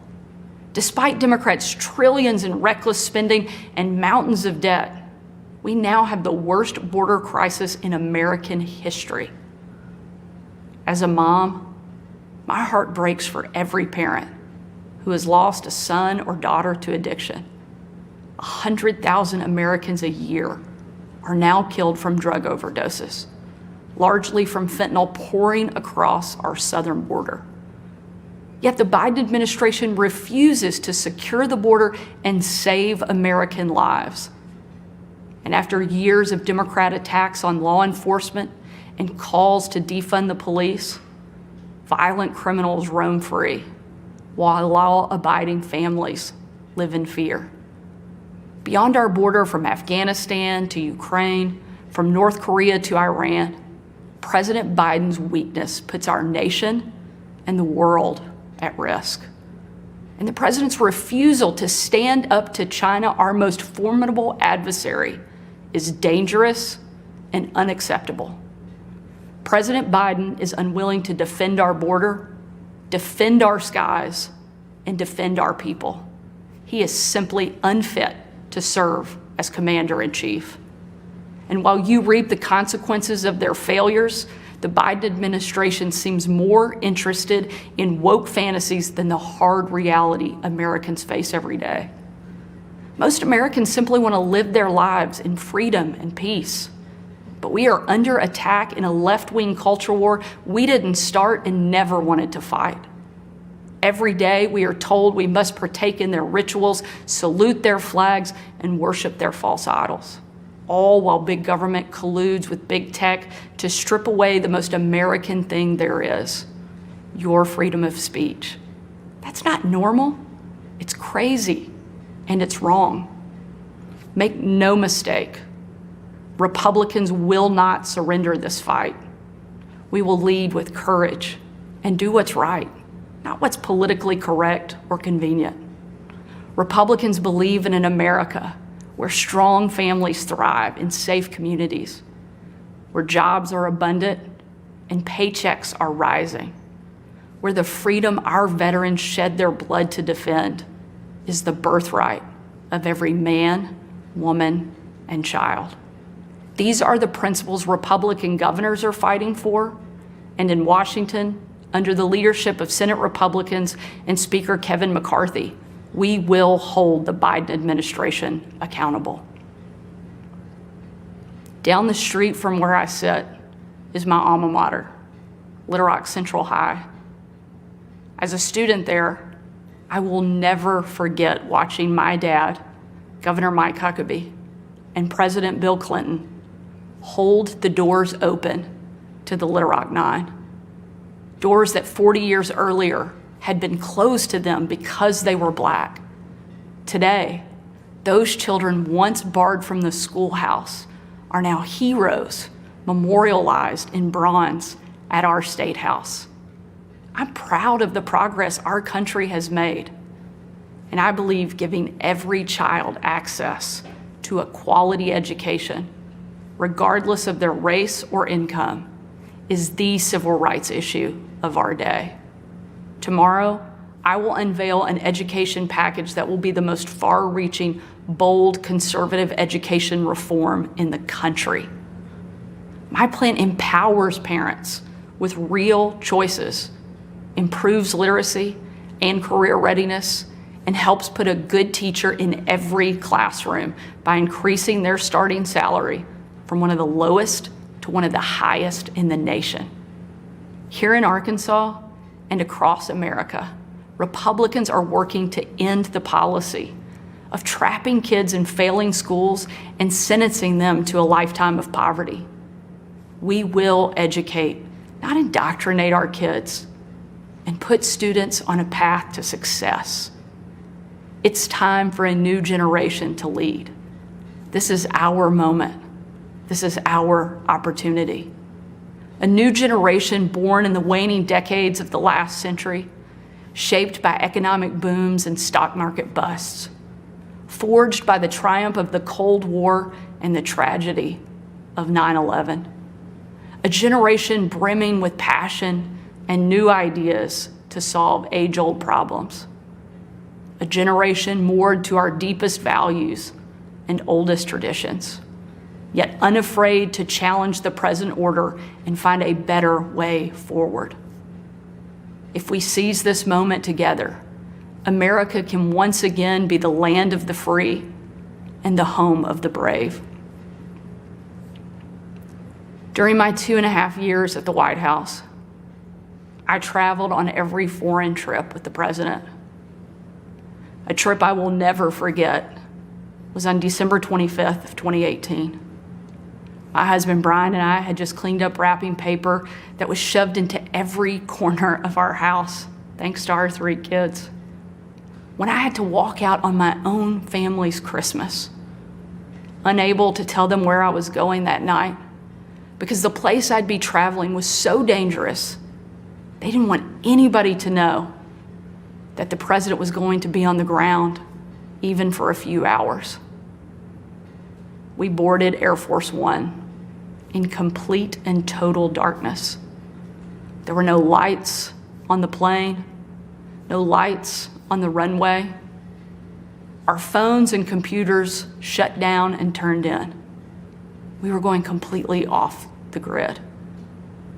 Nearly 12 hours later, in the pitch black of night, we landed in the war-torn part of Western Iraq.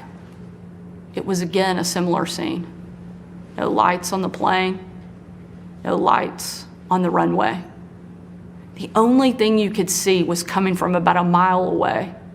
In a dining hall were hundreds of troops who were in the fight against ISIS, had gathered expecting to celebrate Christmas with senior military leadership from around the region.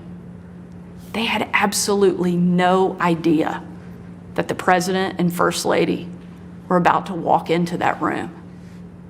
And when they did, it was a sight and a scene and a sound I hope I never forget. The room erupted. Men and women from every race, religion, and region, every political party, every demographic you can imagine, started chanting in perfect unison over and over and over again, USA, USA, USA. It was an absolutely perfect picture of what makes our country great. One of the young soldiers yelled from the back, "Mr. President, I re-enlisted in the military because of you." And the president said, "And son, I'm here because of you." Shortly after, that young soldier came up to me. He said, "Sarah, you have a tough job." I told him, "What I do is nothing. You take bombs and bullets. That's a tough job." And in a moment that I know I'll cherish for the rest of my life, that soldier reached up and he pulled the Brave Rifles patch he wore on his shoulder, and he placed it into my hand, a sign of ultimate respect. And he said, "Sarah, we are in this together." Overwhelmed with emotion and speechless, I just hugged him with tears in my eyes and a grateful heart for our heroes who keep us free. Oh, wait a minute. Come on. We got time for that. Oh my God. Y'all please give me a second. Okay. We're going to come right back.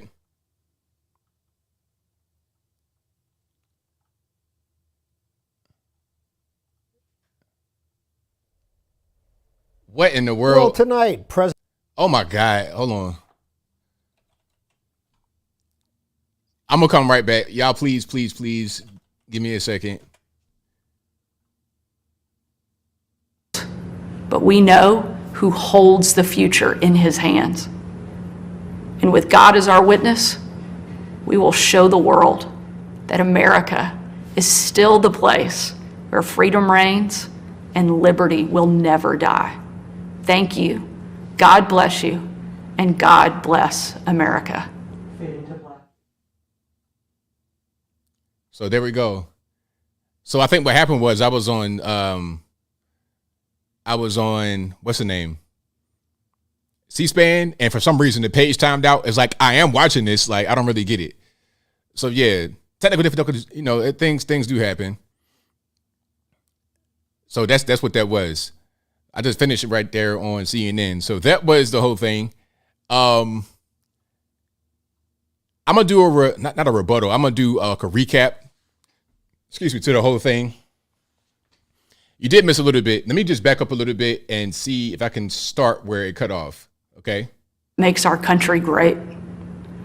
One of the young soldiers yelled from the back, "Mr. President, I re-enlisted in the military because of you." You heard that part. I just hugged him with of ultimate respect. There we go.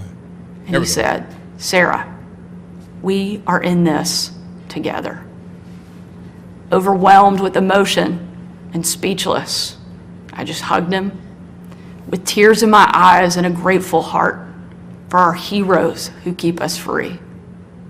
That young man and everyone who has served before him, all of those who serve alongside him, and the thousands we know who will be called upon to serve after him, deserve to know they have a country and a community back home doing our part in the fight for freedom. America is great because we are free. But today, our freedom is under attack, and the America we love is in danger. President Biden and the Democrats have failed you, and it's time for a change. A new generation of Republican leaders are stepping up, not to be caretakers of the status quo, but to be change makers for the American people. We know not what the future holds, but we know who holds the future in his hands. And with God as our witness, we will show the world that America is still the place where freedom reigns and liberty will never die. Thank you. God bless you. And God bless America. So there we go. There was the rebuttal from Sarah Huckabee Sanders. Very good rebuttal. Very, very good. She covered all the bases. I was captivated. I was definitely locked in, captivated. That was very good. Very well done. This was live. Her speaking. Great rebuttal to the State of the Union address.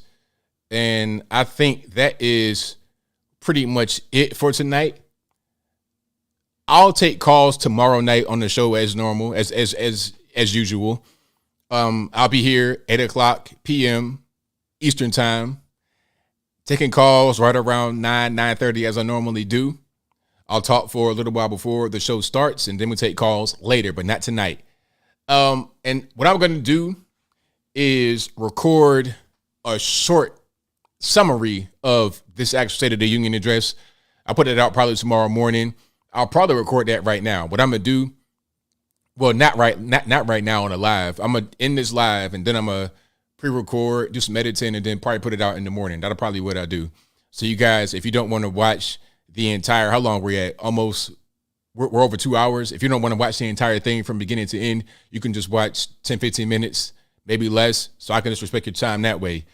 And that'll pretty much be it. So thank y'all. Yeah, she was very hydrated. Yeah, I didn't hear any. I heard a little bit of lip smacking, but not too much. But that's understandable. It's kind of late, and you're reading. You're not necessarily, taking a lot of pauses. So she did pretty well from that point of view. She did very well just being able to speak and relay a message and give clear and concise points and try to appeal to everybody in the country. That was very good. But Joe Biden, on the other hand, did not do a very good job.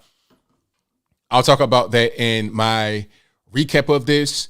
And again, I'll be live again tomorrow night for the regular show, ABL Live, 8 to 11 p.m. Eastern Standard Time. And I think that'll do it for me tonight. Thank y'all again for being here. You guys are great.